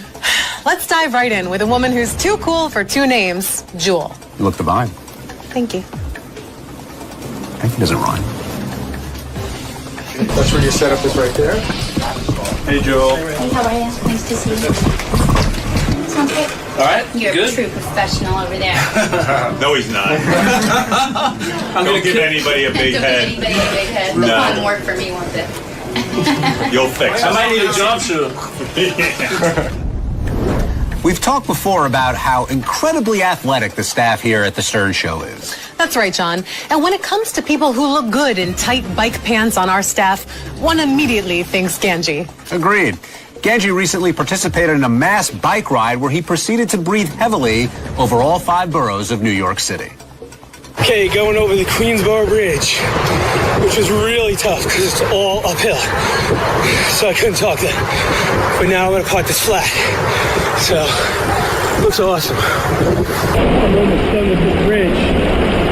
At least we're on the flat ground now. I don't even know if you can hear any of this. But at least we're on flat ground. I don't have to go home. Thank God. I think that was the last kill of the ride. Betho's new book is causing quite a stir among the canine community. You mean because she spelled God wrong on the cover, right? John, that is purposeful. It's supposed to be a joke. Well, I'm sure God doesn't find it funny. Please help me. Here is Betho at her book signing in New York. I can't. I'm buying these and giving them all as gifts to my friends. Write my name here. Thanks, man. You're wonderful. Oh, you did not. Thank you. Wait. Thank you for all your work you've been doing there. It's so nice of you to come and support me. We really love you on the Facebook page, Howard page. Oh, yeah? Stern Facebook super fan. I have to check it out. What's a din-din? He's like, you better give me my din-din if you're going to tell me that. We have Apollo and Walter. Yeah. Oh, my God. Are they related? They're licking each other. No, they're not. They're not. We were walking down the street and there was an adoption service and the little one grabbed his shirt and wouldn't let go. That's it. She or he? He. They thought it was a she when he gave him to us. And finally the vet said no to me. You can touch this. You want to touch this. Go ahead and touch this. John, what are you doing? MC Hammer song. I love that song. The song is You Can't Touch This. I don't want to, but feel free to touch this. Here are the inseparable MC Hammer and Emmanuel Webster Lewis from way back in 2003. Stop. Time time. The Howard Stern Show's Blast from the Past. What do you got? No. You can't expose game before games should be exposed. This is only exposed for the TV show. This is all TV. He's not gonna know. I'm not gonna tell him. You go on Howard Stern, you should never worry about anything. Every man should bring a Howard towel. Let me show you how that works. Howard say something you wasn't ready for. Well, really, Howard. Howard, I really wasn't to think the Howard towel, baby. You got to have a Howard towel. Howard, I wasn't really there. It wasn't me. That was my shadow caricature of me, man. Wow, that sweater Webster had on was circa 1987. I think he pulled it off. Now, Rachel, you and I are somewhat boob experts, wouldn't you say? How so, John? Well, I like them and you got them. Actually, you've got them too. Sorry, this is leaning towards uncomfortable. No, not at all. You want uncomfortable, you can either unleash those puppies and jog 10 miles or watch this clip. The Howard Stern Show Creative Meeting. Sal? I wanted breast reduction, Howard. Would you be opposed to that? The guy sucking fat out of my tits? I'm not kidding you. I got tits, and get on my treadmill. Oh, and you also want that sucked out too. No. Serious? You're so vain. I'll do this tomorrow. I got tits. Yeah, I was saying. Start at your stomach and work your way up. All right. You ever heard of it? I'm not. What are those? Where do we suck the fat out of your tits and put it in your chin? And now, for the only thing John loves more than his wife, it's time for the wrap-up show. No. That's not the only thing. Wrap-up show, Pittsburgh Penguins, then my wife. Just kidding, honey. And Benji's loves consist of John Stamos, John Stamos, and John Stamos. In that order. So you think every woman in the world is sexually attracted to John Stamos? Yes. He's going to be so happy to hear that. You just made his day. He doesn't think he's good looking? He has doubts about his look? He's a very good looking guy. He's one of the best looking guys on the planet, but that doesn't mean that every single woman is into him. Do you think George Clooney has ever been turned down? Brad Pitt? You think Brad Pitt's ever been turned down? Yes. And you think they've been turned down just because Stamos is better looking. He is. So who's better looking than Stamos? I'm sure there are people, like no celebrity comes to mind. Okay, so he's the best looking male celebrity you've ever seen. Personally, I like his Semitic look better. But, I mean, as a universal look, yeah. Who's the hottest Semitic guy you know? I mean, I really think, I know he thinks he's ugly. I think Howard is a very handsome look. All right, we're moving off Vortex. The old adage, if you don't have anything nice to say, don't say anything at all, really applies around here. Especially when the not so nice thing is referring to someone you work with as a pedophile. I really do think that sounds like a pedophile. What? Gary, what the fuck is that? I'm just showing that as well. Well, you know what pedophile means, right? Gary, for once, you're not being called that, John. I think you're a baboon who can't throw a ball and has a shitty book coming out. Hold on, how is Sal a pedophile? Yeah, please explain. That's fucking wrong, Hold Gary. on. Whoa. Let him finish. Don't be upset, Sal, that somebody calls you a pedophile. I didn't say you are a pedophile. I know, you did that comparison last time. I didn't say Come you up with are. something. Hey, the only person who fucks kids is John Hine. It's not me. Pedophile. John Hine is the pedophile. Take a deep breath. Let Gary explain himself. I'm about to make an analogy. I didn't say it's a horrible one. I didn't say you are a pedophile. Welcome to the club. You're like a pedophile. You're like an asshole. You're not really an asshole. You're like an asshole. A pedophile. You're a fucking douche. Not a douchebag. You're like a douchebag. Come on, a pedophile is never cured. They just manage like to your know, breath, never they cured. Just manage to know how to suppress their urges. To bolster the pedophile analogy, and Sal, I'm just using his terminology here. I don't have herpes. You know what? Because Sal is a lot like that in the sense that it's all or nothing. Like, if you've noticed, he stopped pretty much going in the studio completely. Like, because he's almost like a pedophile doesn't want to be around little children. Sal doesn't want to be around Howard. Because it might bring up the feelings. Go eat something, please. But it's like the other once day, in your life, the other day, you came up to me and you're like, "Oh, can you go in and tell Gary this is on page 2?" And I'm like, "Why don't you just go tell him yourself?" And you're like, because out of respect to you don't know the deal with the studio. The studio Howard's like a little kid, and the studio's like a school. Richard Christie is one of the few staff members who've had the distinct pleasure of traveling on a plane with a drunk Beetlejuice. Here's Richard sharing the memory on the wrap-up show. Beetlejuice was the only one who would ever drink with me if we had a flight at 6 a.m. If you're drinking with Beetlejuice, are you really drinking with someone? I'll tell you, it's a blast to drink with Beetlejuice. We had some good... Because he's like a normal person. When he's sitting at the bar and he's drinking a whiskey and he's complaining about money and he doesn't like traveling, like it was and he fun. tells you he's mad because he's 1,100 pounds, that sort of thing? Yeah. Well, then the best was when we were at LaGuardia and he did a bunch of shots of whiskey and we went to go get on the plane and he goes, "Stop here, man, I gotta get something to read." And we stopped at a little magazine shop and he comes out with a Wall Street Journal.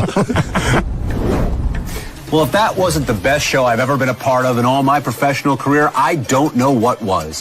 For my overly coiffed co-host Rachel Fine, I'm John Hine, and we'll see you next time. Okay, Fine, you gonna whine that we don't end the show on an enzyme? Okay, that makes no sense, you putz. Okay, basically, I think you're trying to say that it would be hard to top this show. The next show is going to suck in comparison. All right, we have a lot to look forward to. I'm just being honest. Don't shoot the messenger. Jeez. You want to keep rhyming? McKine? Is that even a word? On this show is. Okay, good. At least Gary thinks so. That's what he's got. You want to sign this? Well, this guy makes it. Dude, what the fuck is he gonna sign it for? He can sign. He was part of the show. Oh, please, he's been gone for years. What am I doing? Dude, right. You're a dick. That's funny. You guys are a good setup. That was a good setup. Fantastic. To who? No, to who? That was good, Ronnie. I'm impressed on your improvisational skills. Dude, I'm an actor now. Oh, you're an actor. I'm way ahead of you, man. That was great, dude. That was good, bro. I should have known better, but hey, you got me. That was great.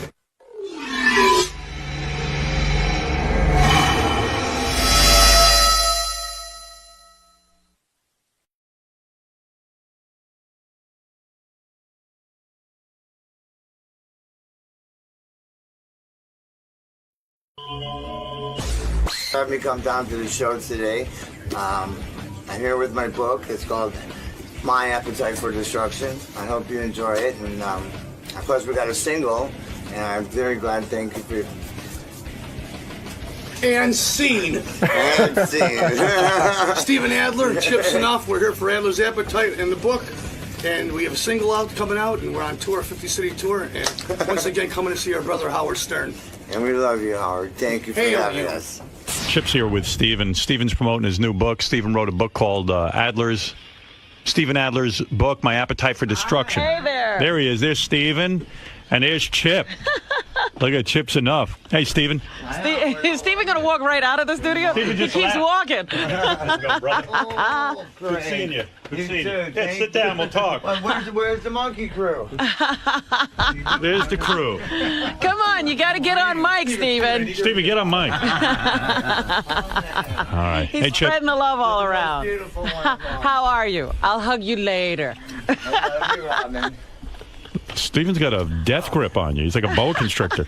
You could squeeze a man to death, couldn't you?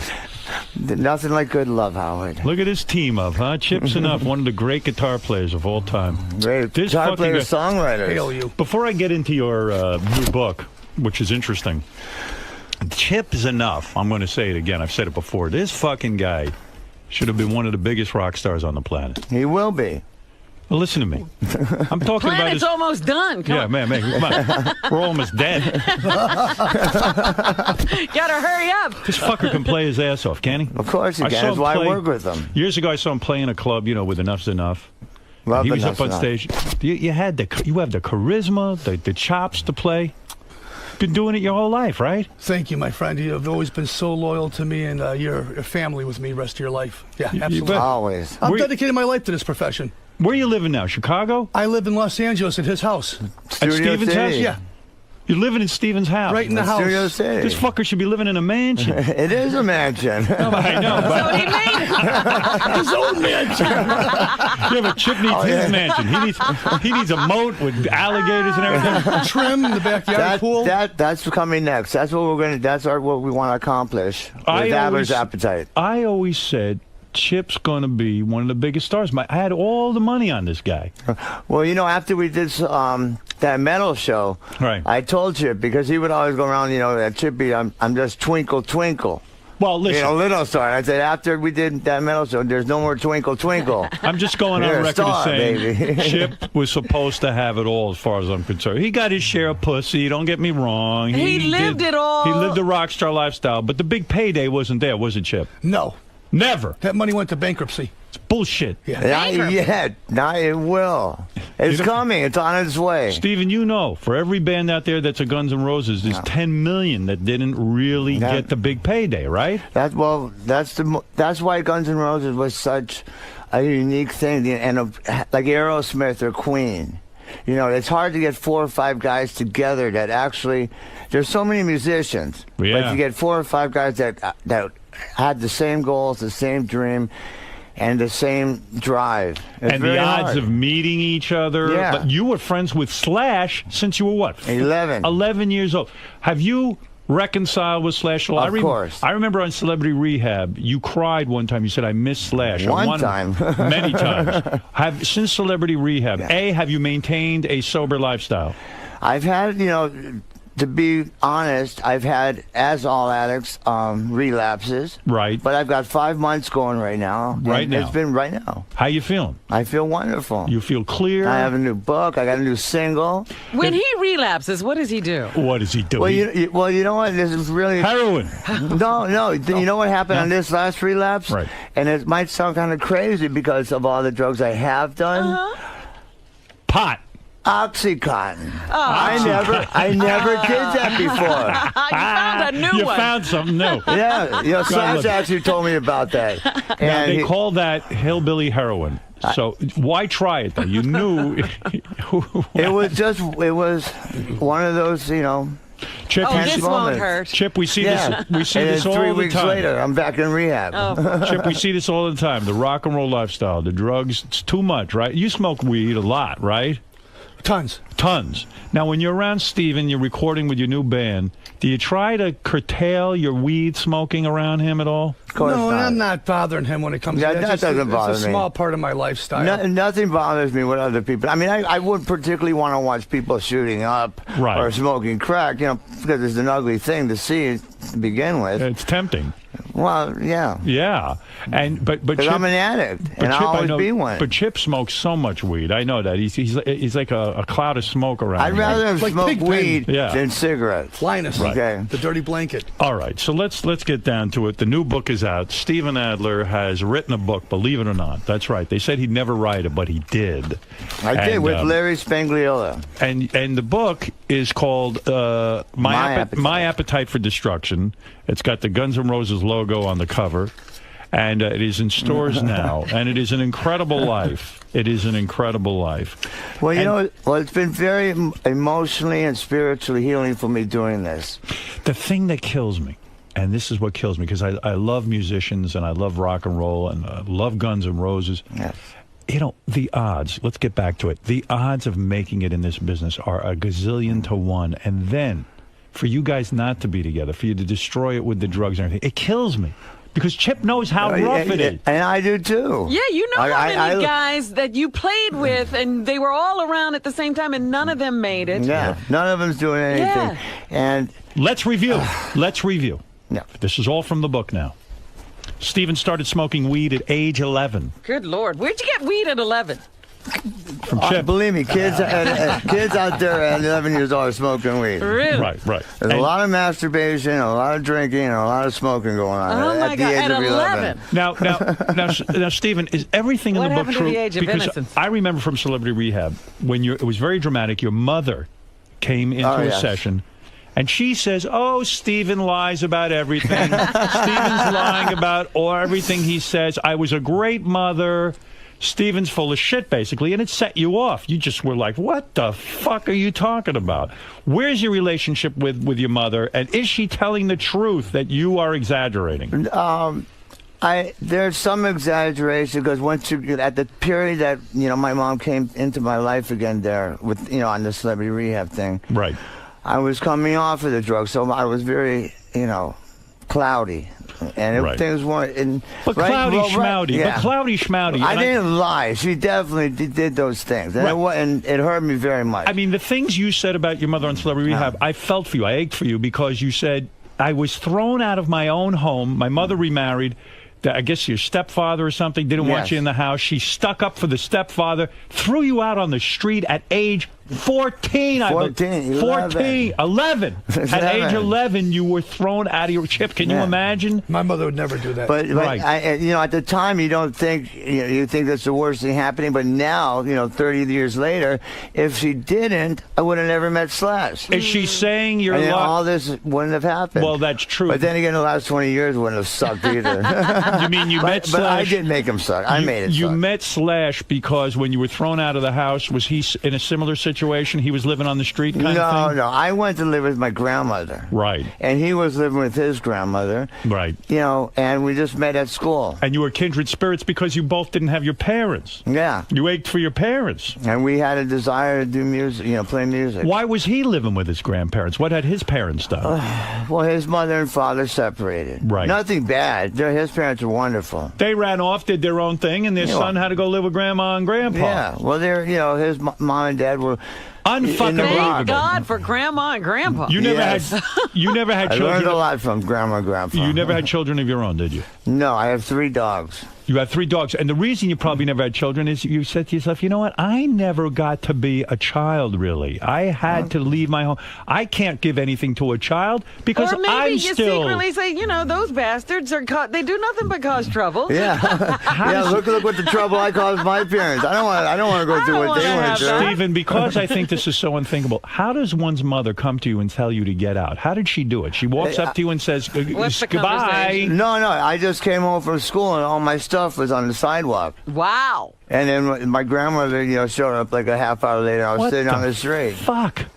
Well, my of course mother, you're angry at her. Yeah. Well, I have abandonment issues. You're goddamn right you do. And then what happened with Slash, I felt abandoned again. So then I totally went over the edge. You got to read the book, and you'll see all the everything in there. If he doesn't have mother, abandonment issues. He was abandoned. Yeah. You don't have an imaginary abandonment. But your mother must have been embarrassed when she went on Celebrity Rehab. So she goes, "Oh, Steven's making it up. I never threw him out of the house." She told me this after that came out. She said she's in this restaurant in Vegas, and a gentleman walks up to her and says, you know, Deanna, you're not the worst mother in the world. And he points to his mother and goes, she is. Your mom loved you, Chip, right? Yeah, I've been so blessed with a great mother and father. They really set the tone for me. And when you were talking about pot before, I don't think anything I've done has hindered my career. I've got 19 albums with Enough's Snuff, a long, illustrious career.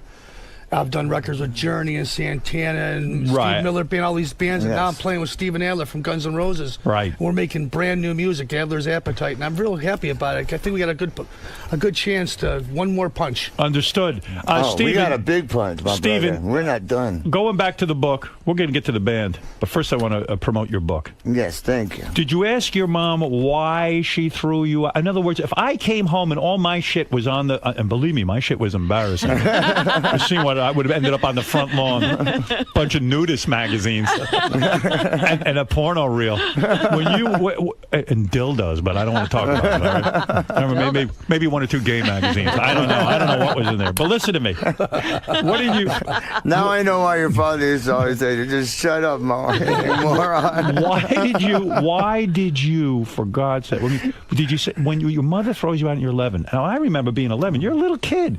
I look at kids now; they're unbelievable. Did you get on your hands and knees and say, "Mommy, please don't throw me out"? No, when I look back, you know how it all started was when I met a garage band who were, older kids, lived down the street, had a garage band, and it was the first time I ever drank.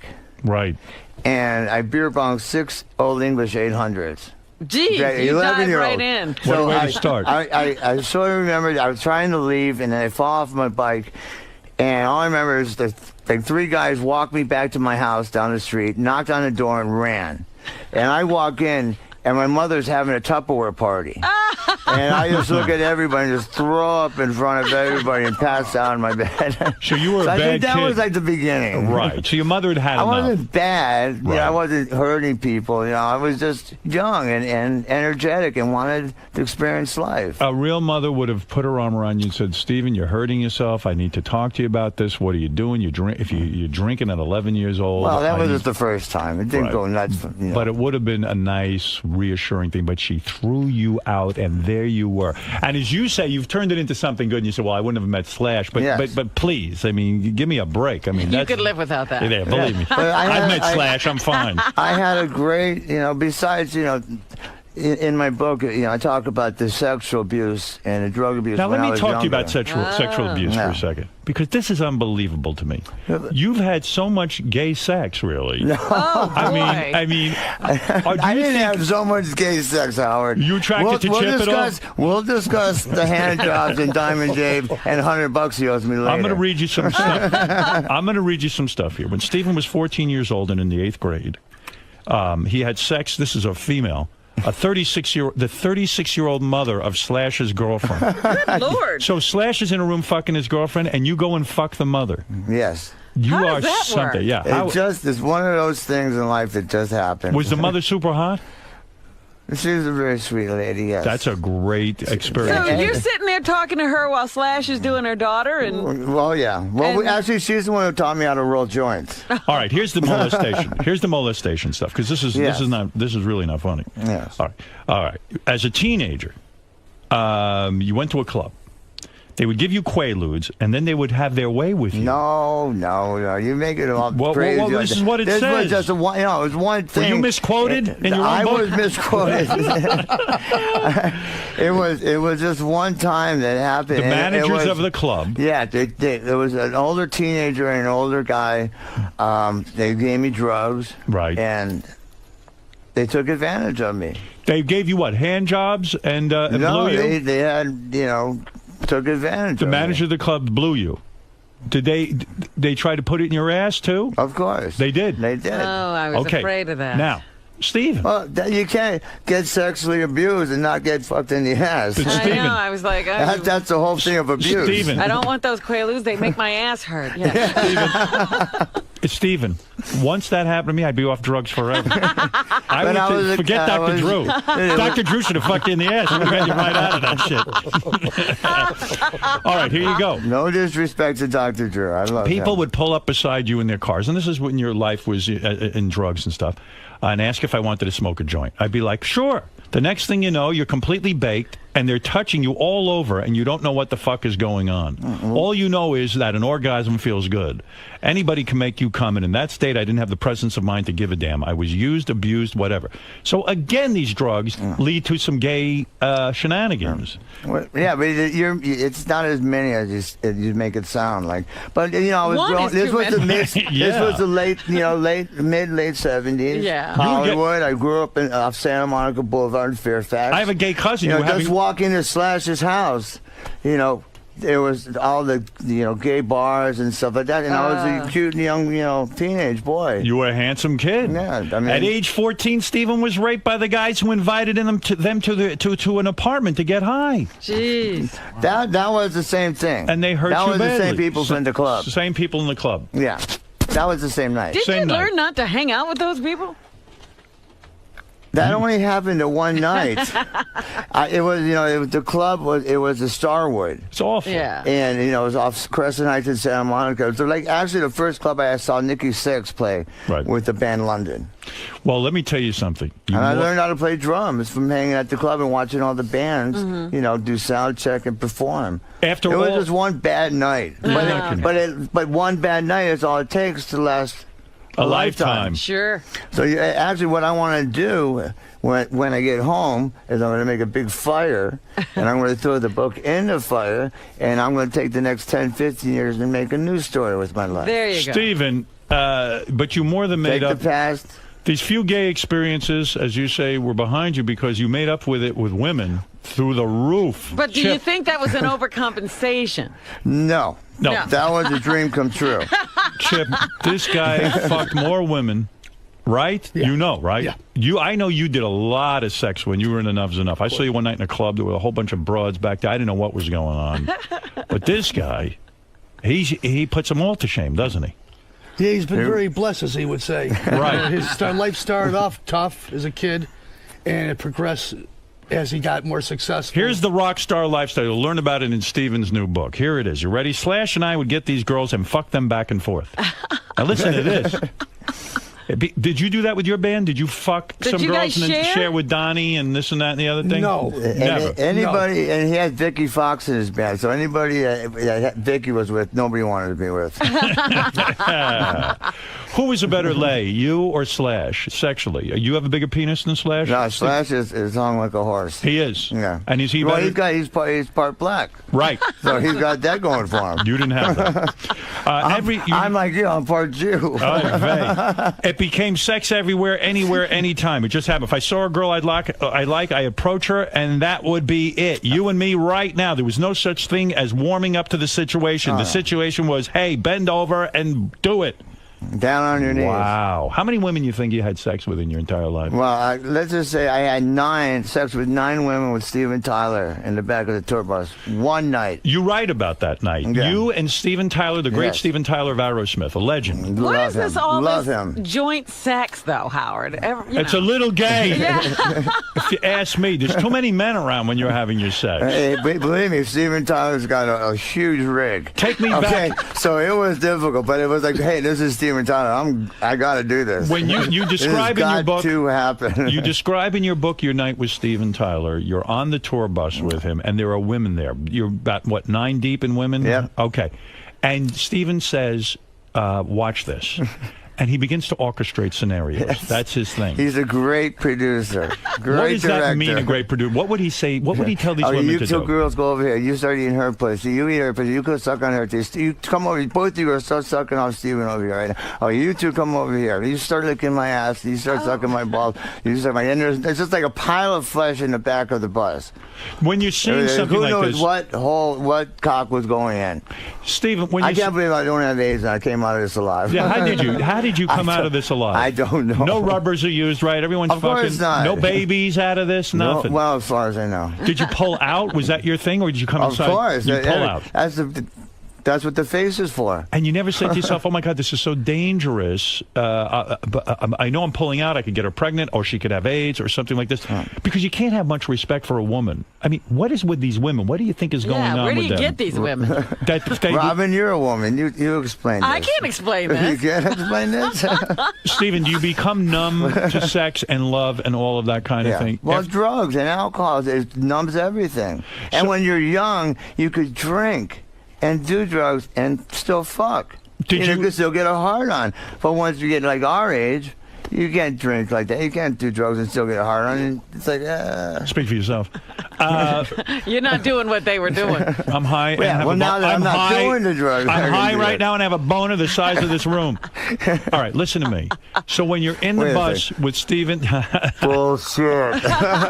When you're in the bus with Steven Tyler and all of this is going on, is there ever a time, now this might sound crazy to you guys, but is there ever a time you feel bad for the women? Do you ever say to yourself, Jesus Christ, what are they doing with their lives, these broads? No. Never? Never. It's rock and roll. It's rock and roll. This is a dream come true. I would have girls suck on my cock while I'd be watching Family Guy, and I wouldn't even have a heart on it. It was just for the fact that they would do it. Wow. You know, all right, go ahead. But did you ever, I mean, was there ever love? Yeah, I had my first wife I love, my second wife I love and adore. Mm-hmm. When you're involved in a scene like that, Wendy. When you're involved in a scene, there's so many bodies on top of bodies.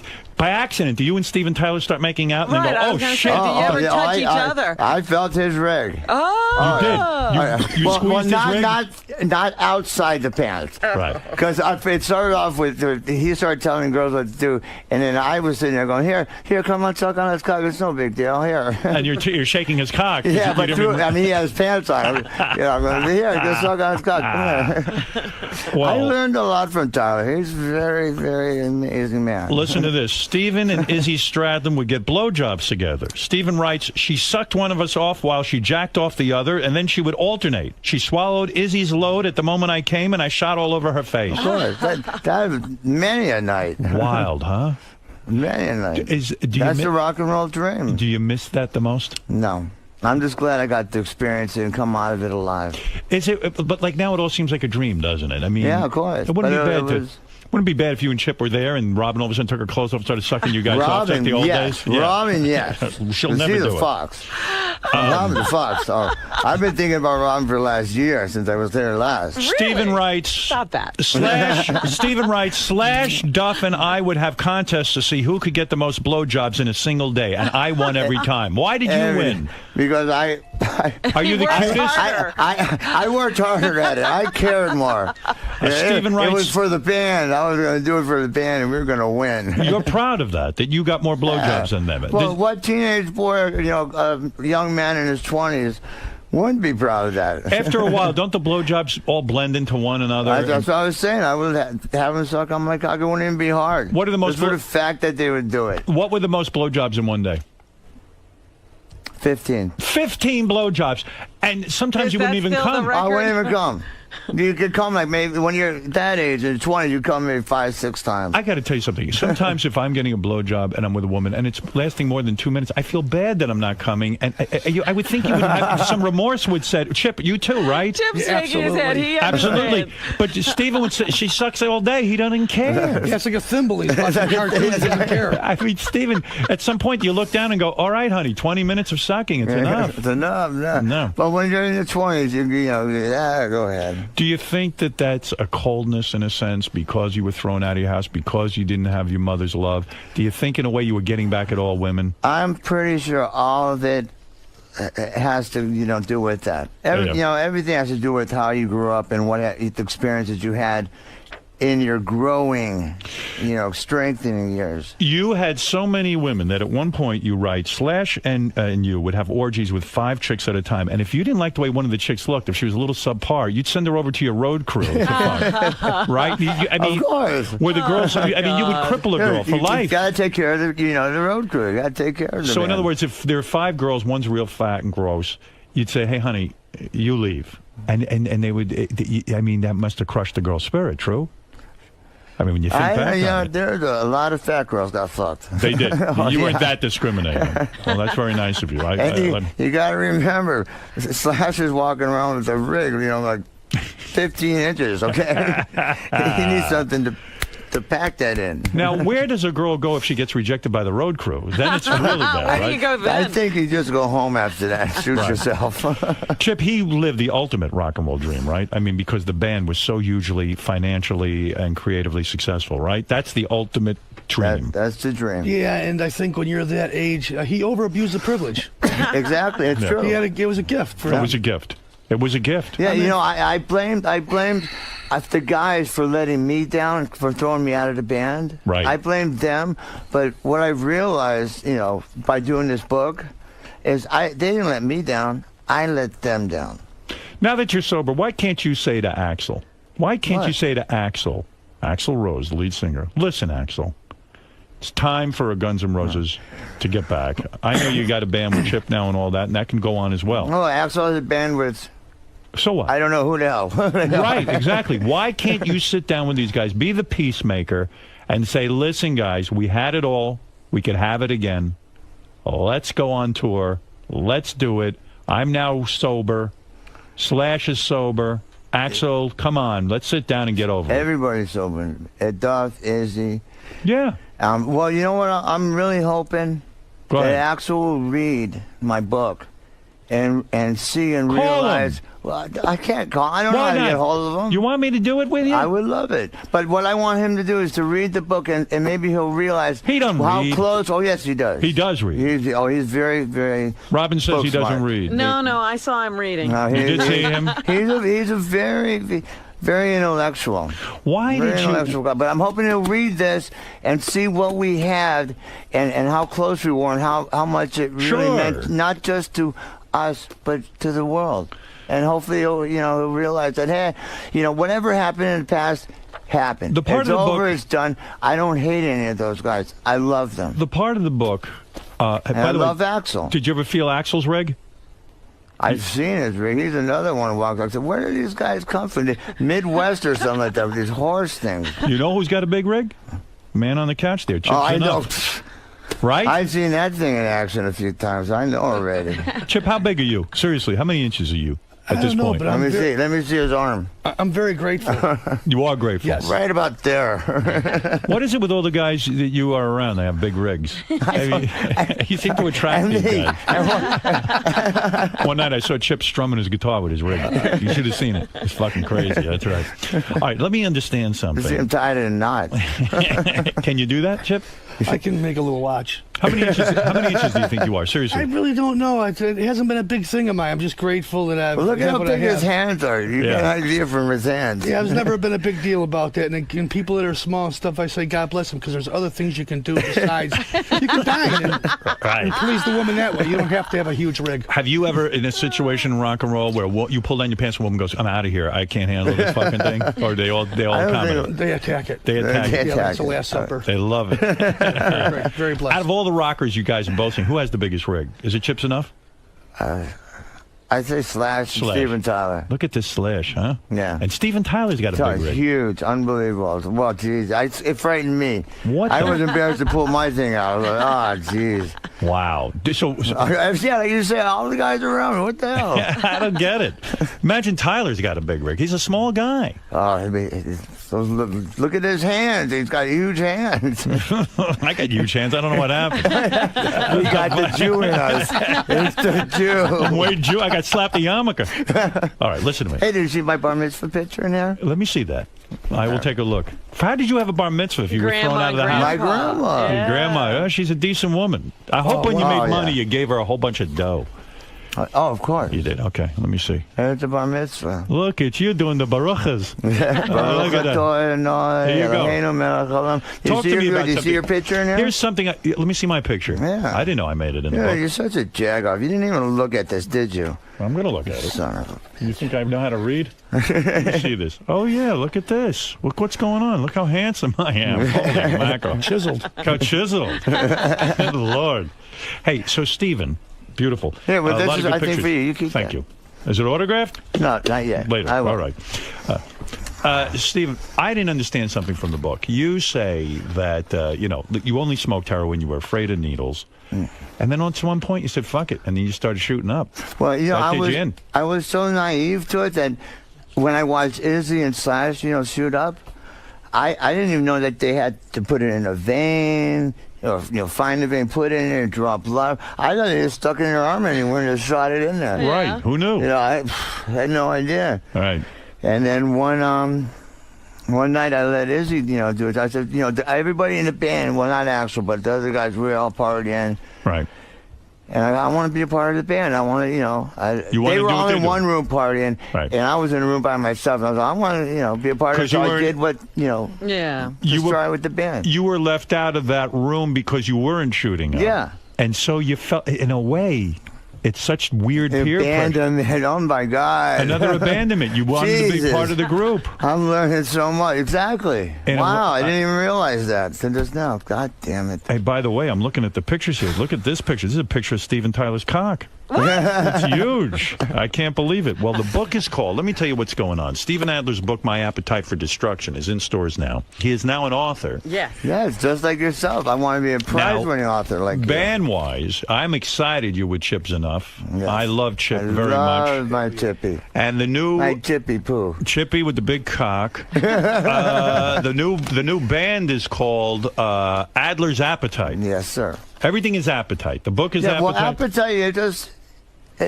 it just worked for me. It says it all. It's a very powerful word. And what is it? You got an album? I got it. Well, we got a single that I'm hoping that you'll debut for us. All today. right, I'll play a little bit of the single. No, the whole thing. Whole fucking thing. The whole fucking 2.5 minutes. Okay. What is this song? You wrote this song? Yeah, the whole band wrote this song. Who sings? We got Ricky the Rig Stitch singing. Yes. Another Rig. Right. See, all around me, the Rigs. Right. Jesus. Go ahead. We got Alex, the Prince Grassi, on guitar. Right. Yes. Michael, Mr. T. Thomas. Right. On lead guitar. And Tips Enough, of course, on bass. Right. My rhythm brother. Right. And the Snaggletooth Jagoff myself. Right. On drums. Look at that. So you got the whole new band, and you guys will be out playing and all of that. Yes. Someone once told me, for drummers, it's a weird gig sometimes. That sometimes a drummer will go to a club, get paid to play the drums to the album, like you, in your case, a Guns N' Roses album. Well, I played with a DJ a few times, not to the Guns N' Roses record, but to other people's songs. So you can show show a lot up, of fun. and people will watch you play the drum. Because I know Tommy Lee does that as well. Yeah, I did the same thing. And the Charles Barkley. Travis Barker. Travis Barker. Yeah, he does that too. Yeah, really and you still cool. got the big mansion where Chip is now holed up, right? Yeah. Oh yeah. Yeah, and so you didn't lose your money after all these drugs and everything. I lost a lot of it for a while, but once I sobered up and got my life back together, I started getting it back. Nice. Well, once I stopped giving it to the Colombians and the Mexicans, and then I started seeing that my way. I am making money. Good. So I got to save some. Good. I like that. I like to hear that too. And you were friends, of course, with the late great Sam Kinison, weren't you? Of course. But you were not a fan of Jessica Hahn for some reason. Why is that? You didn't like when he was dating her? I really don't give a shit. You don't give a shit about her. All right, so I mean, nothing against her. Actually, I was in rehab with her. Oh, no kidding. No kidding. Oh, I didn't know that. Yeah, I just remembered that. Never did her. Never hooked up. Yeah. No, what a shame. I used to hang with Kinison a long time ago, too. Yes, at CC's house in Mulholland Drive. Poison, right. And we'd stay there till 4 or 5 in the morning down in CC's basement. They had a Brinks truck full of blow. Right. And we would just jam all night, and it was great. Donnie V on the drums with 2 cigarettes in each hand. Oh, Jesus Christ. Steve Lukather. I shouldn't be saying these names. I don't want to be disrespectful. But like all these guys are great players and terrific musicians. Yes. Right. Not everyone was doing coke. Let's be fair. Most were. The coke was just sitting there. It was Everyone nobody was doing coke. Everybody was bumping back then. It was fashionable. I think when just in one night, I ruined $1,000 worth of coke just trying to cook it up. No kidding. Turning it into mush. People were mad at you, I bet. Too much baking soda. Did you guys ever date any famous women? Cook. Did you ever get the famous? I know you did say in your book you had a little thing with Rachel Hunter. She was a great beauty. Beautiful woman. You had her when she was lady. 18, but you never had sex with her, did you? You never had. Oh, you did. You banged her. Look at you. I don't want Rod Stewart calling me up again. He'll. I love Rod Stewart. I respect and love Rod Stewart too much. Rod called him? Oh, yeah. Why did Rod call him? Because he was pissed that I mentioned that I made out with his future wife. Rod said that I'm going to send him over there to kill you. And I'm calling, dude, I love you so much. I can't believe you're calling me. Wow, you want to kill me? What did you do the wrong thing? Why? Because you were into Rachel Hunter? I mentioned it in an interview. It wasn't while he was seeing her, right? No. But when I mentioned it, he was seeing her. Is that why in the book you say you just made out with her? You don't want to say you fucked her? I don't want to disrespect her. And I don't want to. I look up to Rod too much. Aren't they divorced now? I mean, should he really... I don't know. I mean, what is this? I mean, come on, Chip. Right, it's rock and roll. I think they had some children together. Ass. I ate it. Wait, Chip's explaining. What is this? I think they had some children together, and they, out of respect, you don't want to hear anybody speaking about the kid's mom like that, and I understand it. Steven says, too, he dated Christina Applegate. She's a beauty. Wonderful woman. Yeah. I saw, actually, on her mother's birthday is on the same day as my birthday. And we were up at the Magic Castle or Yamashiro's. Yep. And for my birthday, and she was up there, and I got to see her. She's very beautiful. Why didn't you marry that broad? What was wrong with her? Nothing. I was too fucked up, and she had too much going for her. Yeah, she said, hey, I can't hook up with this guy. He's going to embarrass me. That's right. See, look what I did to my first wife, poor thing. Says here, you even had sex with porn star Tabitha Stevens. Is that correct? Is that right? On your show, the first time I did it in your green room. Is that right? You fucked in my green room? Wait a minute. Oh, yeah. Chip, what do you make of that? He'll leave banana juice anywhere. No, it's not banana juice, Chippy. It's pineapple banana juice. Oh, man. I didn't know that was going on in our studio. Oh, yeah. Did you eat Rachel Hunter's ass? I like it was going on in style. Love. You're the man. You're the man. Look at you. All right. So the new band is called Adler's Appetite, as you know. Chip's Enough is a great player. Chip, you married still or what? You're divorced, right? No, I'm single. You're single? Yeah, I think that's the best thing for the right now. Yeah. Devote my attention to the band. Put your attention on the band. We're in a different time right now. You can come up with a great song and put it instantly on iTunes and Rhapsody and eMusic if you have a name. Right. A new band, it can't be done, but for guys like us who have a history, yes. Bingo. One, two, three, until you get 10 songs, then put the record out. Right. Yeah. Why make the fans wait all this time? This is the marketing plan. Make a song, stick it right on the fucking internet, and let's go. And go tour. Yeah, and go tour. Well, look what happened. We were talking about that chick who did some single, and she was on that dance show or whatever. Yeah, just recently. So she did one single. Are you guys thinking of going on a dance show and maybe promoting me the and single? Chippy together? Right. Definitely. Would you guys team up and go on Dancing with the Stars and dance with each other? Well, our manager Marty has to look at the offer, but I'm interested. Vanessa. And we'll see what Vanessa So, Chip, you're single. You're at Steven's place. You're bringing some broads back there and banging once in a while. You hitting it real hard over there? Nah. That's not the party. At this point in my life, it's who cares who drives the bus? Let's get to the picnic. Yeah. I'm not playing any games What does at that all right mean, now. You're not playing games? There's not much sex going on in my house. Robin. When is the last time? When is the last time you got laid, Chip? How long has it been? Months and months ago, my old girlfriend Susie that was here. You're kidding me. Yeah. Months? And can you believe this, what happened with you guys? I think you hit a certain age and you lose that. Yeah, you don't care I'm anymore. more focused I want on to doing focus good on things. other things. I want to focus on important things. As I don't Grandpa know. would say, we're not built to last, but hopefully our work is. Yes. I don't know what the picnic is or the bus, but it sounds like you've matured. In You're some getting way. on it in a That's while. right. That's right. So it's all good. is Chip saying he likes going to picnics? I don't know. I don't know. And Steven, are you getting laid, or is it like kind of... There's no sex going on in my house, in my Look life. at this. He had a girlfriend during the show. What happened to her? I had a wife. I still have that's a right. wife. Still no sex going on in this house. Well, I've been married 10 years. You still got the wife. Of course. I got the wife. And Chip, you got your own room in the mansion, or Absolutely. He just give me the whole house. They're very kind. They treat me really well. How long you been in this room at the house? I've been there for about a year and a half now. A year and a half? Yeah. No kidding. Yeah, I stay out of the way. I don't bother anybody. We've been together I'm playing 5 with the years. doggies and stuff. Rent free. Of course. Yeah, of course. Does he ever yell at you like, "Hey, Chip, can you fucking back off and get out of the kitchen so my wife can have some alone Honest time?" to God, never, not once. I yell at him, God damn it, get in the kitchen and cook something. Yeah, that's about it. Do you do your share of the housework? Do you Of have a course clean I up? do. I'm very good. I'm very we're good domesticated. I was together. married 23 years. Do you clean up the bathroom after you? Absolutely. He's Dishes, very kitty clean. cat litter. He's very clean. Yeah. Everything. Are there other rock stars living in the mansion, or is it just you? No. As far as I know. One chip is enough. One chip is enough. One chip is enough. Do you ever feel self-conscious being in the house? Like, oh, gee, maybe Steven and his wife want to be alone, or That's maybe the I'm only in the thing way. that bothers me sometimes, because I cherish their relationship. I know it's like the sanctity of a marriage. Yeah. I try to stay out of the way. I don't want to bother him too much, but then he yells at me, "What are you doing? Get over here!"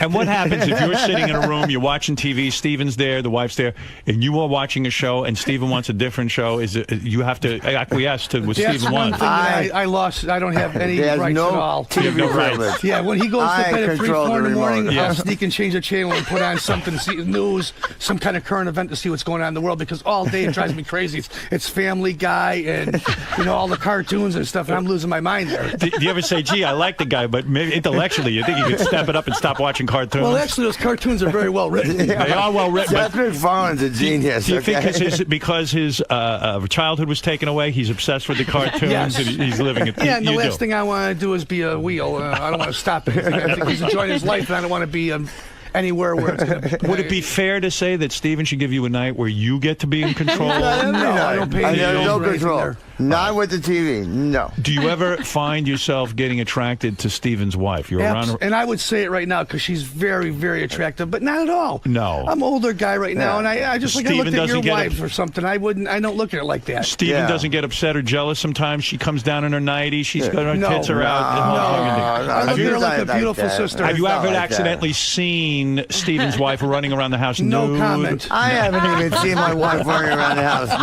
nude. She never cuddles with you. Like Steven gets into a knockdown, drag-out fight with her. She comes, Chip, I have to talk to you. No, She's in her no, negligee. that's- She's like, Chip, he's a monster. None of that. And you start hugging her, and then one thing leads to another. No, that's a pretty good story. You are a troublemaker. That might be You for know the that Chips you're Enough an book. instigator. I'll have you out of the house in a day. That might be for the Chips Enough book at HarperCollins. Were you ever taking a bath and she comes in and starts to sponge bathe you? I don't take baths. That's very... Have you ever caught her coming out of the shower and you start to dry her off with a towel? Dude, I'm telling you, I haven't even seen her naked in the Well, she's house. getting it somewhere. It's My got to be with wife. this guy. He's taking care of her, I'm sure. Yeah, right. Who knows? Dude, all I know is I learned, the reason that I still have a wife is because I learned a secret. Yeah.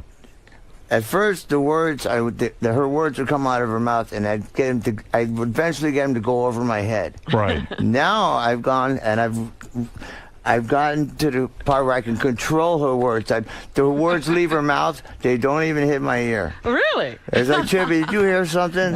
Did you An hour guys later? Did you hear something? Did you Oh, guys it's just TV. listen to the Mel Gibson tapes? You understand. He just wanted a blowjob. He's supporting this woman. I mean, on some level, did you understand where the anger was coming from, guys? He has a hard on. He didn't want to jack off anymore. I have no idea. If he fell off his wall, he'd break his neck 50 Yeah, times. exactly. I understand that. And, Right. she might be...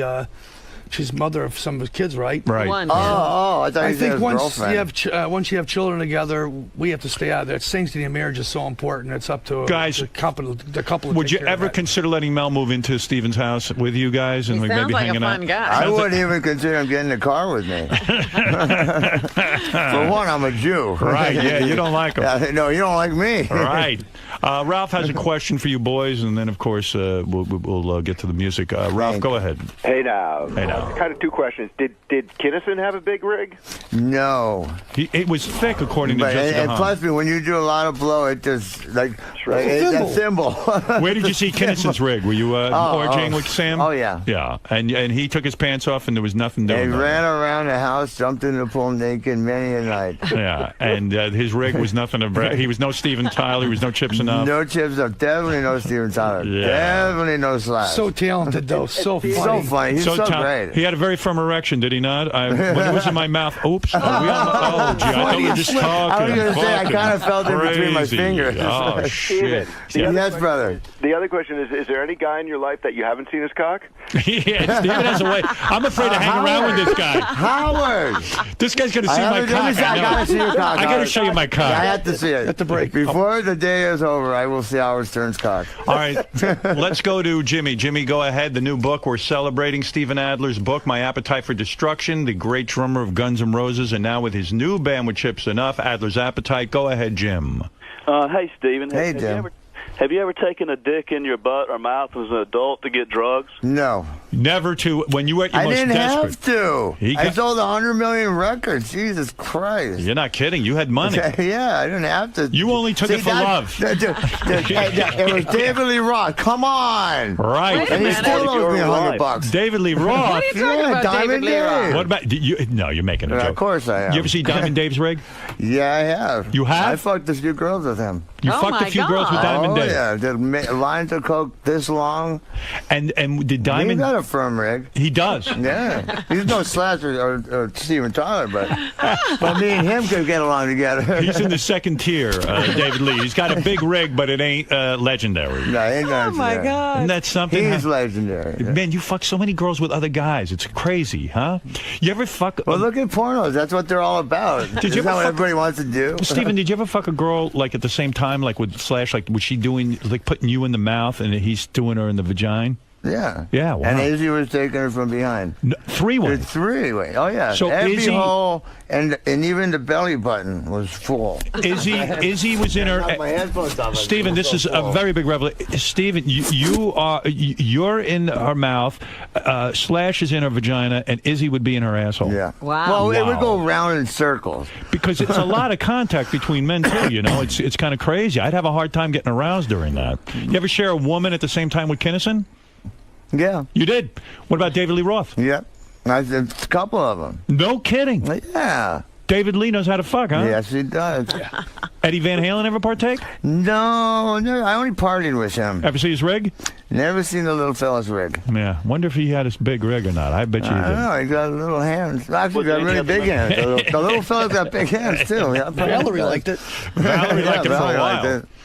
Wow. Was there any other members of Guns N' Roses that had gay sex? No, of course not. Let's go to Dave. Dave has a question. Everyone's anxious to talk to you guys. It's usually 1 out of 5. Okay. Let's go to Dave. Dave, go ahead in Boston.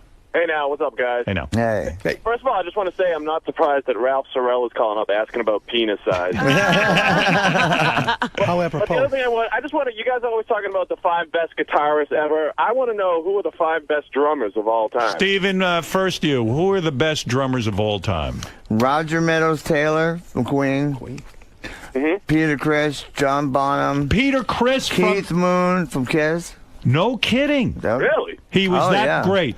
Oh, Peter Criss, amazing. He got such a great swing. Listen to those old Kiss songs. John Bonham. Absolutely, Bonzo. Who else? Who are the other two?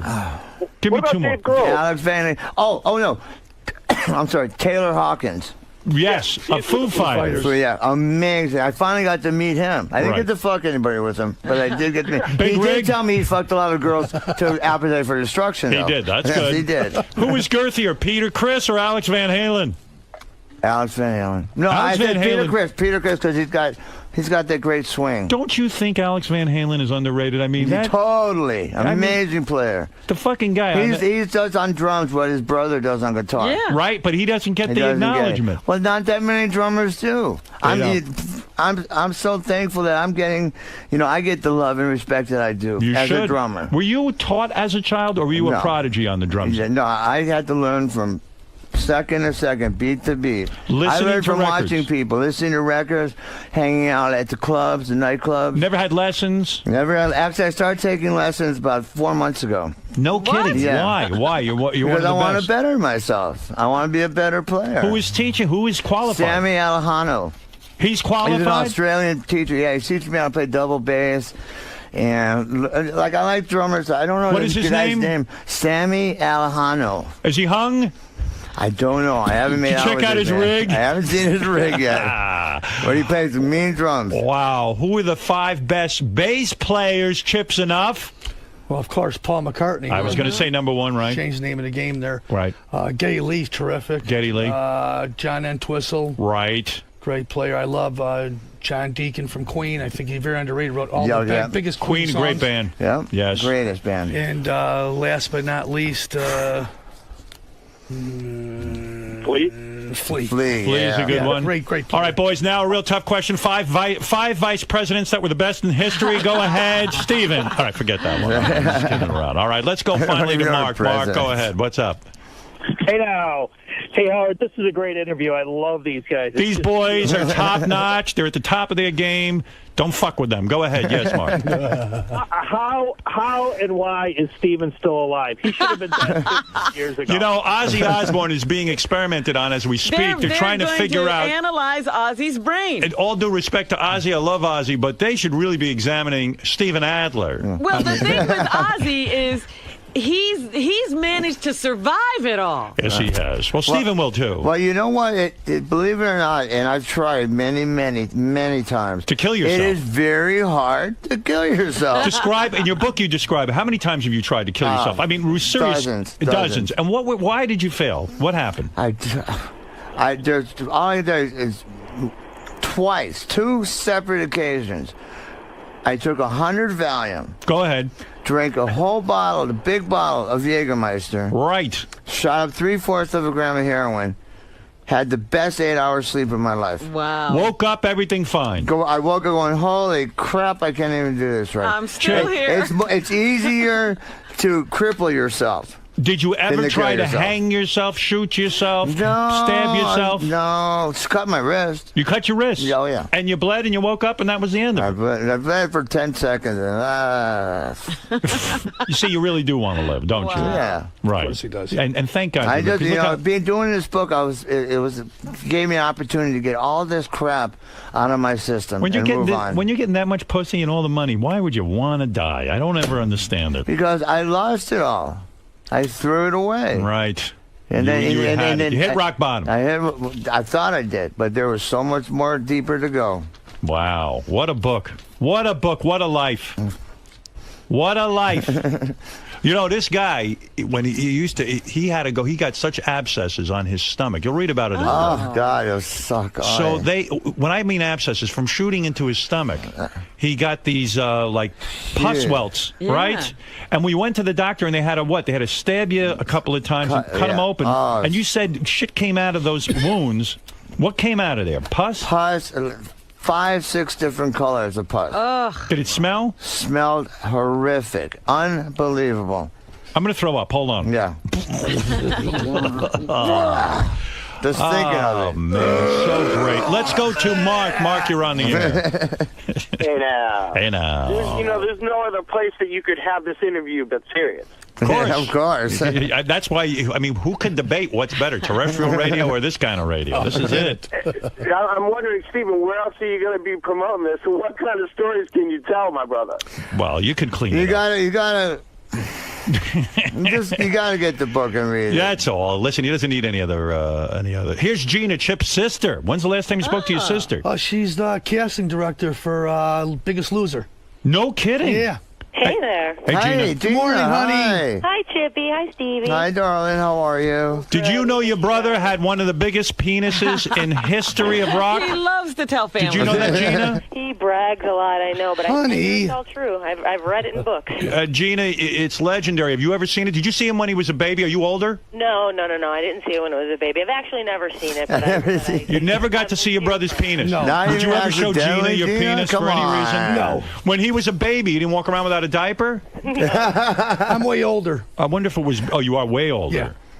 Yeah. Gina, anything special about your vagina you want to share with us? No, not in particular. But all right. And what about Gina? What about Jason? Anything about his penis you want to share? Great, yeah. Gina, there's a couple of my guys. Jason. There's a couple of my guys you have to cast on that Biggest Loser because they're getting out of control with the weight. And we're still having open calls in 5, 6 cities for the next 2 weeks, so they should come out to one of them for sure. I'll give them a VIP pass. Very good, Gina. Thank you. Do you think they could make it on? They're getting such big people for Biggest Loser. If they've got at least 100 pounds to lose for men or 80 pounds for women. Hey, let me ask you something, Gina. When you're doing the casting, if you don't mind, boys, if I ask Gina quick, because I'm curious about this. Sorry, I don't mean to. No, you're wonderful. Go for it. When you look at the fat people, I would think you got to do more of this. You got to say to yourself, gee, if they lost weight, I got to find someone who's going to look fantastic and hot when they lose the weight. And within the show, they could get down to a normal weight. Right. You are both 100% right. We met a girl in Denver who I pray makes the show. She was fantastic. And all I could do is look at her and say she would be so beautiful. That's the key. Right. That's the key. Gina, I got to tell you something. I watched the show. I know. The reason I got disillusioned, these people would lose weight. They were uglier than when they started. I was like, why are they wasting their fucking time? You got to get people who get hot. It's Cinderella. That's all I'm saying. All right, Gina. Thank you, darling. All right, we miss Lovely you guys. girl. Love you. Give Hollywood Gilman our love. Go see Adler's Appetite. They're amazing. They play the entire Appetite for Destruction album plus the new single Alive. Is that right? Yeah. I didn't know you did Appetite for Destruction. Yeah. Chip, you know all those songs? You got them down? Of course you guys. Learned them from Duff. How Steven is still alive. It's because he's got a whole life ahead of him yet with this is coming up. It's amazing. He should be dead 20 times over, I'm sure. I tell you, you go, and your brother's some bass player. Love You're you, proud of him, I bet, oh right? my God, Howard, you've been a fan of his for 20 years. He's one of the best. It was the anniversary of Baba Booey. He's been Boy Gary. I've been hearing him talk about since for 20 years. That's so. right. All right, Gina, thank you. We love you guys, Howard. That's Gina's enough. Love you, honey. Give Gina's Rob my enough. Love you guys. Love you, honey. Gina's Tara, enough. too. There's enough name going on and on. A lot. I didn't know your sister was Isn't that great? famous. She's a casting director. Yeah, absolutely. His daughter's a big actor. Yeah. Your daughter's a big actor? Yeah, my daughter Tara, she just did play Last Little Whorehouse in Texas. Where'd she do She that? did Grease. Yeah, she did Grease. She's terrific. Yeah, No wonderful. kidding. Yeah, Where's she's she gonna live, be in a star. L.A.? She's out in Newport Beach, with her mother. Yeah, you still talking to the mother? Yeah, get along great, just like you still talk to Alice. Sure. Yeah, of course. Absolutely. Yeah, Yeah. there's nothing like I'm saying yes. Families forever. Family. See, I've been married 10 years. There's no sex going on. I'm married. I'm married. I'm like my grandparents. My grandma has her room. My grandpa had his room. And they met in the middle. I'm married. I got laid last week. Look at me. Even with my small rig. All right, listen. Let's listen to a little music. I'm going to play the boys out with this. This is their new single. As I said, these two great friends of the show, Steven Adler and Chip Zinoff, come in here. They promote. They tell you what's going on. They're honest with you. And now it's time for you to listen to their music. This is new music. And I guess you could get this on iTunes. Or Today, with the book. Get the book. You get a free download of this song. Hey, when you live at Steven's house, if you want to have guests over, do you have to get permission from Steven first? I guess you got to go to, he's sort of the big daddy. Well, besides, like Dave Mancini / his guy, or Hollywood Gelman, or my buddy Wendell Reid, I can't bring anybody over. He prefers that I'd keep everybody out of there. But, of course, if my daughter or somebody came by to visit, he'd let him come. You all right with his daughter coming in? Yes, he loves my family. Can he bring his dates home, or do you want him leaving the... There's no dates. We don't have time for dates. Who gets a crap What if he gets a date? I got all my dates, and he got all his dates out in the 20s. All right. Well, sounds like there are rules staying over Steven's house. I think so. Yeah. Well, I'm sorry you can't bring a date. Maybe talk that out with Steven. I know when you asked me to come to your pad, I could have bring dates over there at the little servants' quarters. Sure. Yeah, I'll stick you over at the servants' quarters. Sure. Love that. Yeah. All right. Let's put you in a little French maid outfit. All right. Listen to me. This is the new single. It's called Good to Be Alive. Adler's Appetite Online.com. You'll get every information, anything that we're doing, recordings, touring, merch. Don't you love that Steven's singing through your plug? You're trying to sell it. He's not very respectful. I'm saying hi to somebody. Okay. I'm doing a secret hello. Hi, Wendy. Oh, you Wendy, stay away. Thank you. All right, here we go. Good to Be Alive.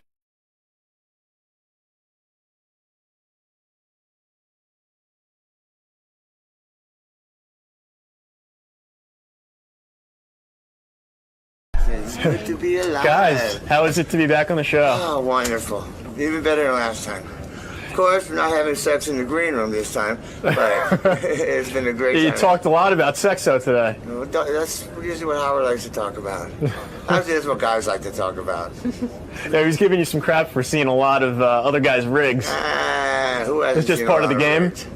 It's part of rock and roll. Part of rock and roll, right? You've seen one guy naked, yeah, you've seen him all. Oh, no, wait, that's you seen one girl naked, you want to see them all naked. That sounded a little crazy. Steven, you talked a lot about your past, some heavy stuff. Is it hard to talk about that stuff? At first, I thought it was really going to be hard.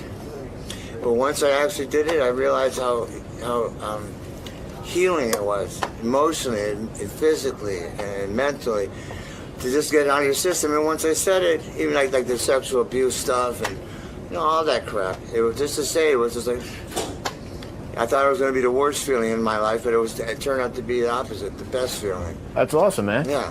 Cool. All right, guys. Well, thanks for stopping by, and good luck with the music. Yeah, you'll be seeing a lot more of us. I'm just hit Tim Sabian up. We're going to have our own radio show here, so. Awesome. Looking forward to it. Forward to seeing you. I want to thank Harper Collins, too, and Vanessa and Marty and this young lady. Did you have sex with them? Not yet. Not yet. Seen Martin's ring video.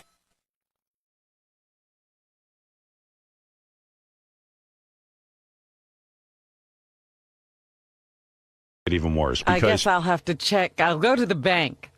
go to the bank, empty out that account of yours because I think there's money to be spent. Some here. money to be made. That's right. I hope. Does anybody have the results, or will an expert come in here with sealed envelopes? Well, I know it was done very professionally.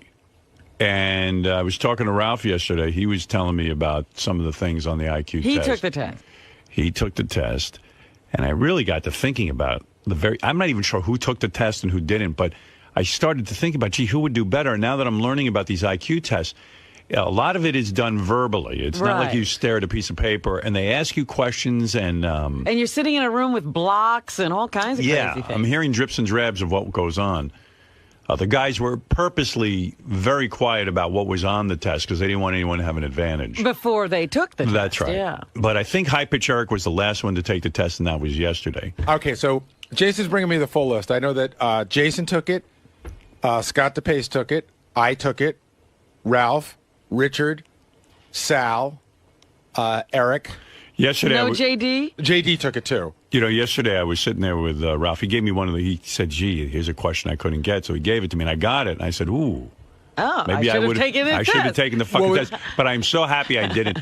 I said, if I got a low IQ, it would scar me for the rest of my life. I'd give up everything. I would not go live in a cave. Okay, so that's why I called you complaining a couple of weeks ago. Well, Ralph was genuinely excited, and he even said to me, he had a good attitude. He said, you know what, if I'm an idiot, I'll know it, and who cares? I mean, I got to just live with it. Ralph and I have a $300 bet against each other. Really? See, that was one of the things I was talking to Ralph about yesterday. I said, he goes, who do you think's going to win in these various contests? And I said, between you and Gary. I said, oddly enough, you and Gary are kind of similar in a weird way. I don't know how to explain it. I don't think I could verbalize what I'm thinking there, but that could be a close call. And I think that Gary, I don't know. I you think Gary has a slight edge? No, I think Ralph might. I'm going to give a 5 point differential. They're probably in a similar range, and I'm going to say Ralph's going to beat Gary. See, I would go with Gary. Me too. I want to go with Gary. Gary's the producer of the show, but being more organized doesn't necessarily make you smarter. No, not necessarily. But what is it about Ralph that makes you think that he's of high intelligence? I don't know. I'm not saying he isn't. I'm just, what makes you think I think Ralph's an emotionally disturbed man. So but I don't you know that think he's an idiot. That is what is holding him back. I don't know. Maybe he is stupid, though, because, he was even he's so... Is it... Okay, let me ask you something. Is he an idiot because, he was satisfied being a parking lot attendant and just sitting there, or just, no motivation whatsoever? But that doesn't necessarily mean intelligence. Yeah. Okay. Yeah, they're really, you could be incredibly intelligent. Right, like Jeff the Drunk. And just bored with life because you'd have no one to relate to. Jeff the Drunk isn't necessarily a stupid guy. No, he's stupid. I don't think he's stupid. I don't either. I don't think he's brilliant, but I don't think Jeff is stupid. See, I think he's lazy. Between you and Ralph, who's going to win? Seriously, Gary, who do you think? I think that. Well, I bet on myself, so I think I'm going to win. Okay, but I don't think Ralph's particularly. I don't think of Ralph as stupid. No. I just think I'm smarter than him, but I don't think of Ralph as stupid. I think Jeff is stupid. I think he was stupid long before any of this other stuff happened to him. Right, you think he was like a special ed guy. Who do you think's going to win in the big matchup between you and DePace? Well, I don't know.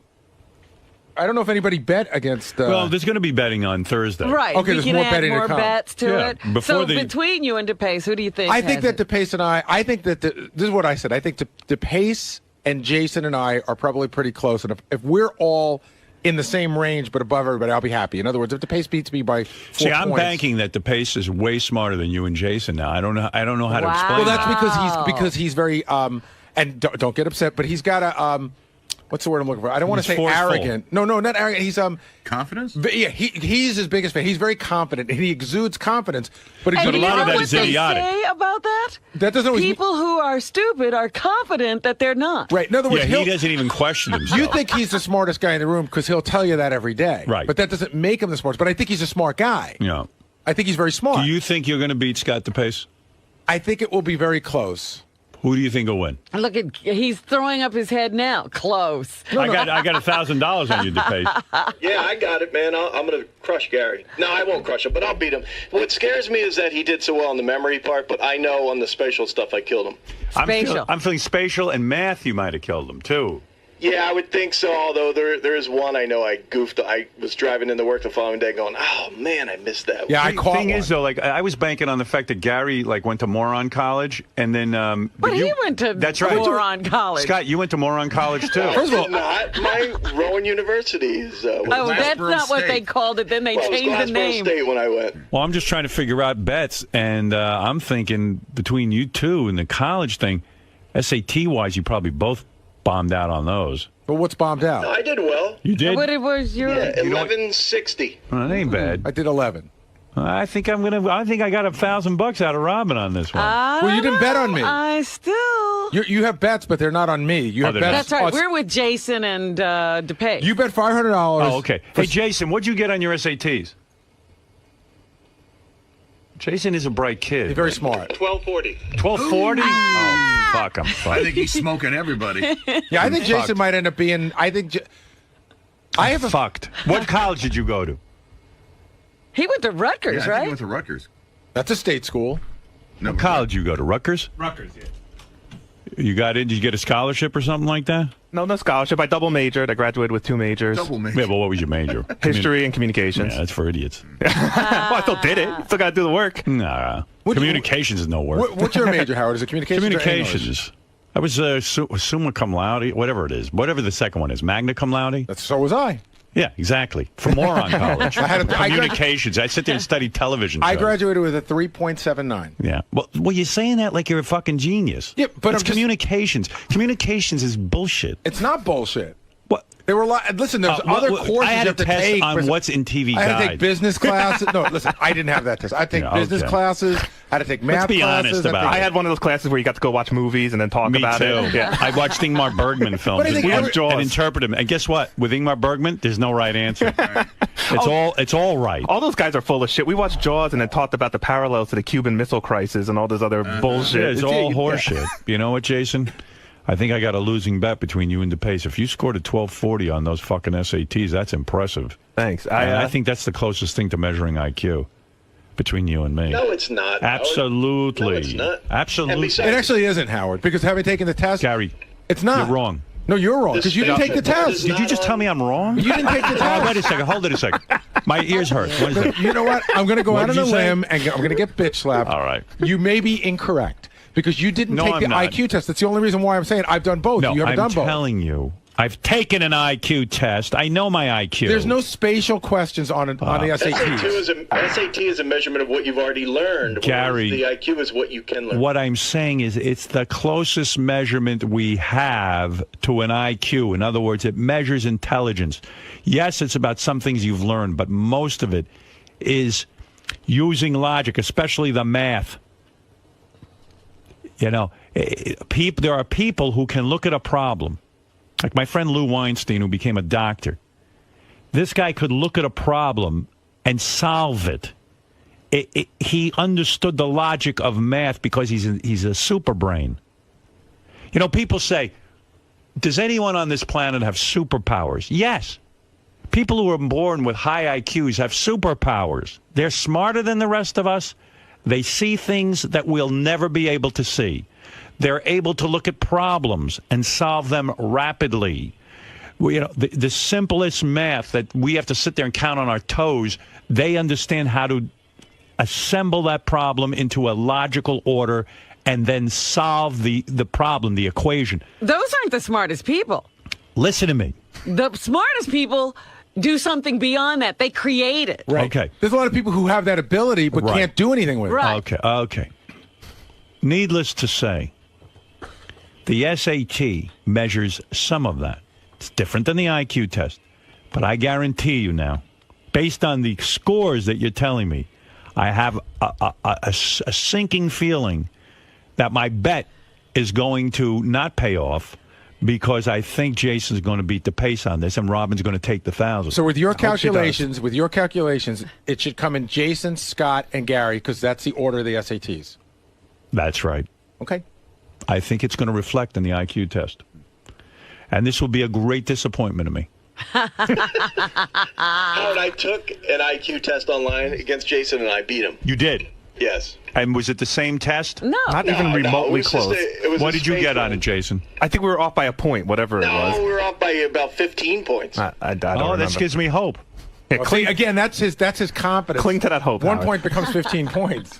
I don't know what that. See, Jason says 1 and Scott says 15. So what's the truth? Well, we don't know. He has his truth, and Jason has his. Here's the IQ test Scott gave me. He yelled for me to come back to the control room.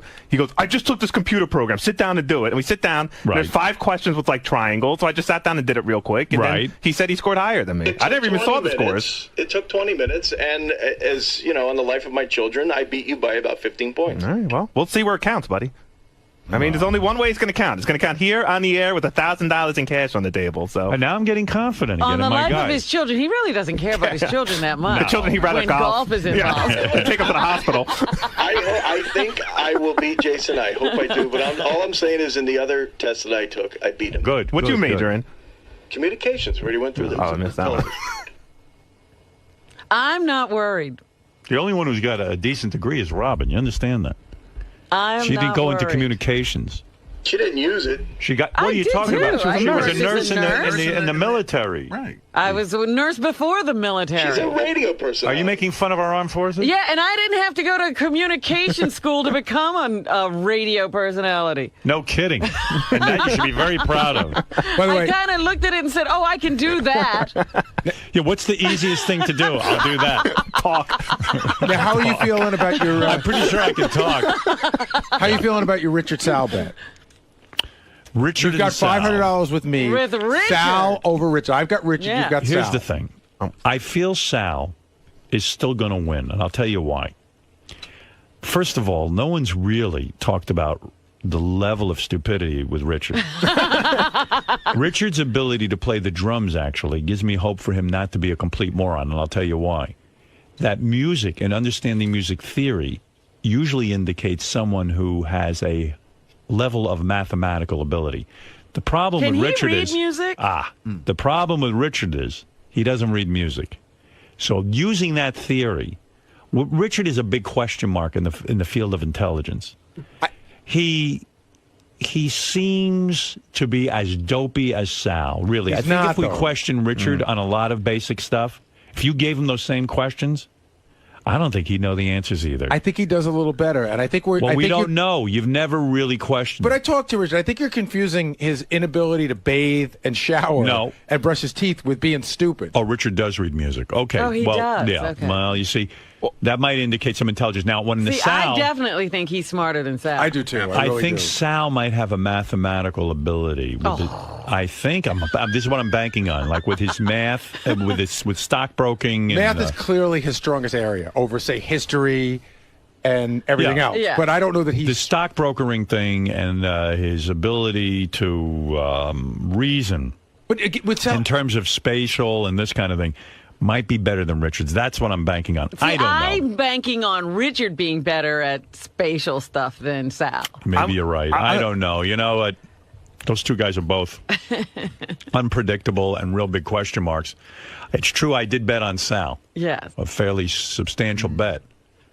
I don't think Sal is stupid. I know that sounds retarded, but who do you think stupider, Richard or let's say they're both stupid? For the IQ test? Oh yeah, they're both stupid. But I think, look, it wasn't all like common knowledge questions. If it was, Sal would be out. I mean, it wouldn't even be a question. But I think Sal's just lazy. Like, I don't think he's stupid. I think he has the ability to look at something and if he stops to think about it, to figure it out better than Richard can. Disagree. So I would bet on Sal. Disagree. By the way, I'm going to go out on a limb now that everyone's taken the test.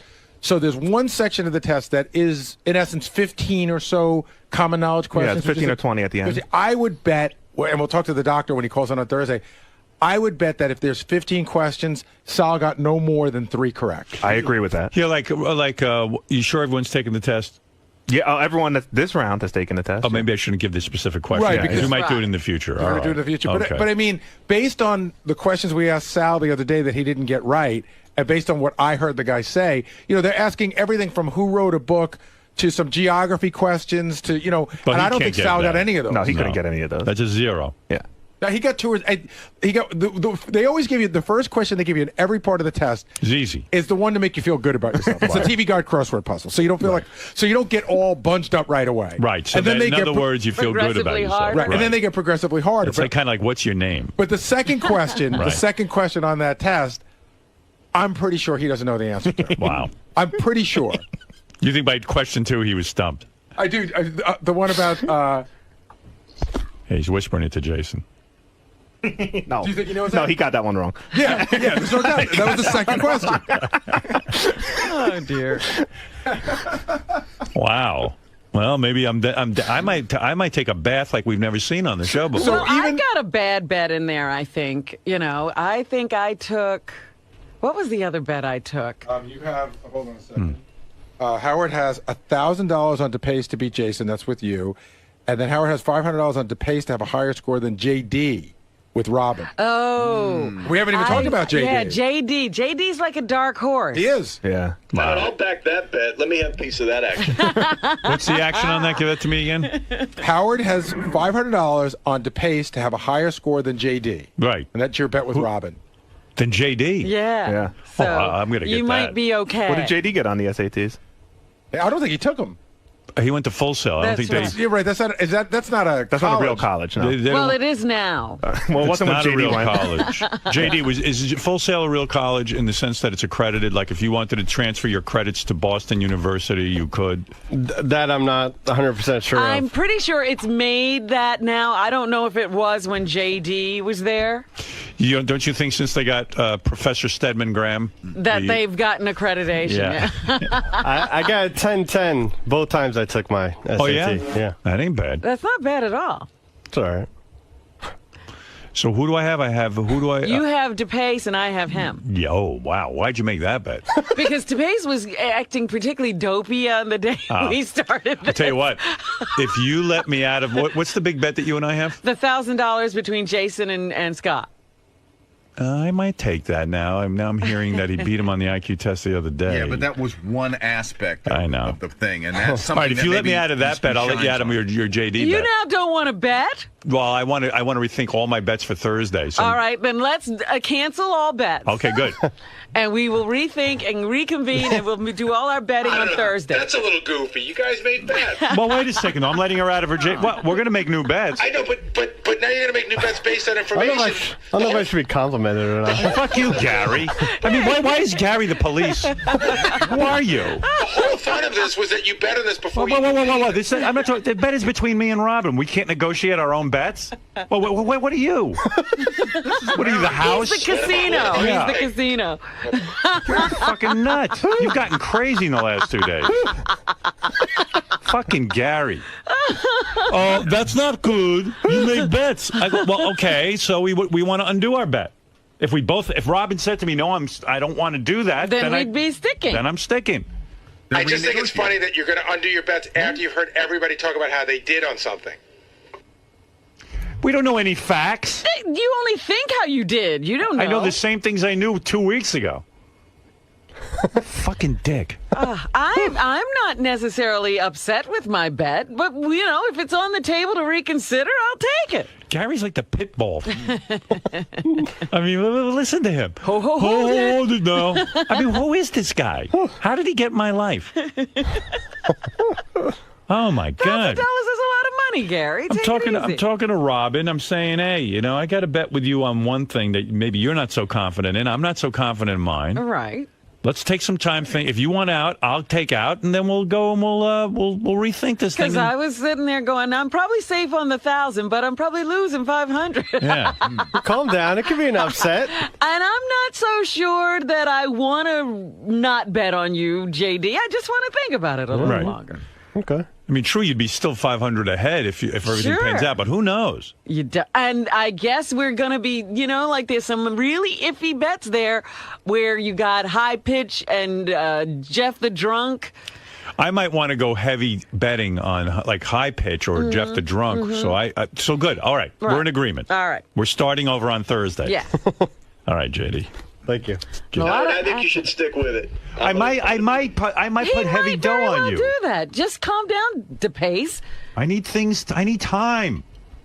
Okay, Quivers. This is going to be a big show on Thursday. Hold bull. You can't do that. Well, the pit buff. He's something else. The casino says the rules are. Sorry, Dad. Wow. Hold it. The only two people who were talking are me and you. We have money out. All of a sudden, you hear that voice.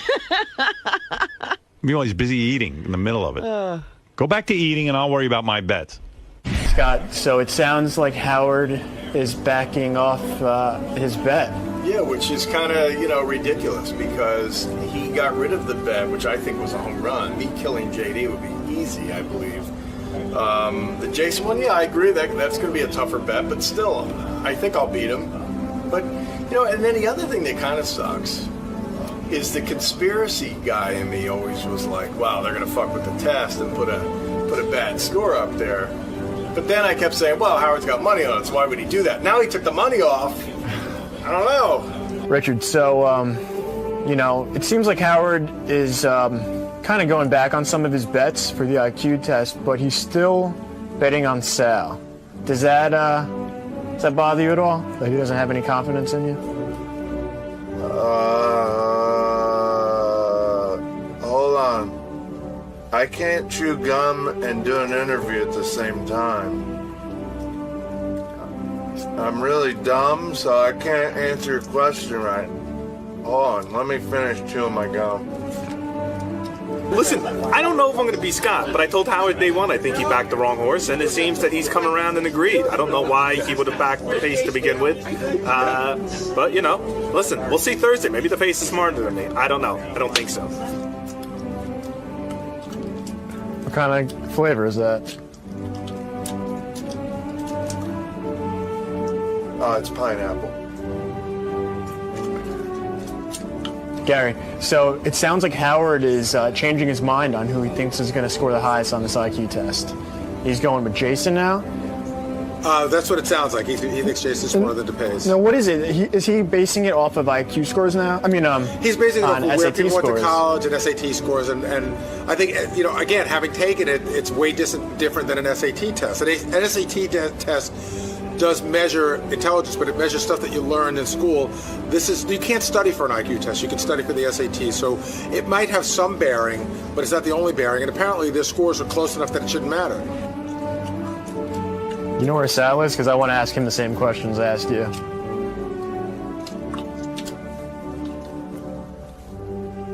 He'll be back. Sal, so you guys took the IQ test. We're waiting for results. And Howard is still betting on you to win. Again, obviously against Richard. You surprised that he's sticking with you? Do I look surprised? You don't. So what are you asking? What are your thoughts on all this? My thought is you're asking me stupid questions. I have to. I'm apparently a very smart guy. I'm not surprised at all. I'm probably one of the smartest guys here. And I think my results are going to be great. What do you have to say about that, Sparky? Well, we'll find out on Thursday how smart you really are. Smart boy, right here. You're looking at him. Still got any flavor left in it? Yes, it's very flavorful still. Thank you. So you're still confident that you're going to be the most intelligent? I know I'll be one of the top 3. I'm pretty sure I'll beat Gary, although that memory part, apparently the teacher said that his memory part was great. And I think spatially, there's no way. I would bet $1 million that I beat everyone on that test as far as the spatial part of the test. Okay, now what were you asking? I'm sorry. Howard is betting on Sal to be the more intelligent I'm betting of the on two. Sal, too. I'm rooting for Sal. He's my partner. He's my lover. He's my everything, and I hope he wins. I hope he does good. But don't you hope that you do well? Well, yeah, I hope we both do good. I would never root against Sal for anything. You know, I think part of their thinking is maybe they want us to root against each other or fight over this. I would be happy if Sal wins. I don't care. The thing is, I'm going to accept it, whatever it is. You're only as smart as you can be. I tried my best at the test. We'll see how I did. If I'm dumb, I'm dumb. If I'm smart, I'm smart. I don't care. It's not going to change who you are, right? Not a bit. Are you nervous about the outcome? I am nervous because, like, being smart or thinking of myself as relatively smart is like the one. Like, I'm not nice to myself. I don't think I'm good looking. I don't think I have a great personality. I don't think, I really have much to offer the world. The one thing I would give myself is that I think I'm reasonably intelligent. So if the scores come back and they're lower than I would hope they would be, that's it. You've pulled the rug. You've taken the one thing I have and just taken it away from me. So that's what I'm nervous about. What the individual scores, if Scott scores a few points higher than me or I score a few points higher than him, I'm not going to sweat it. If I score a lot higher than him or vice versa, that'll probably have bad feelings either way. But I'm more worried about just my overall score. If I find out I'm not as smart as I think I am, then that's it. I got nothing. You can go back to chewing your gum now.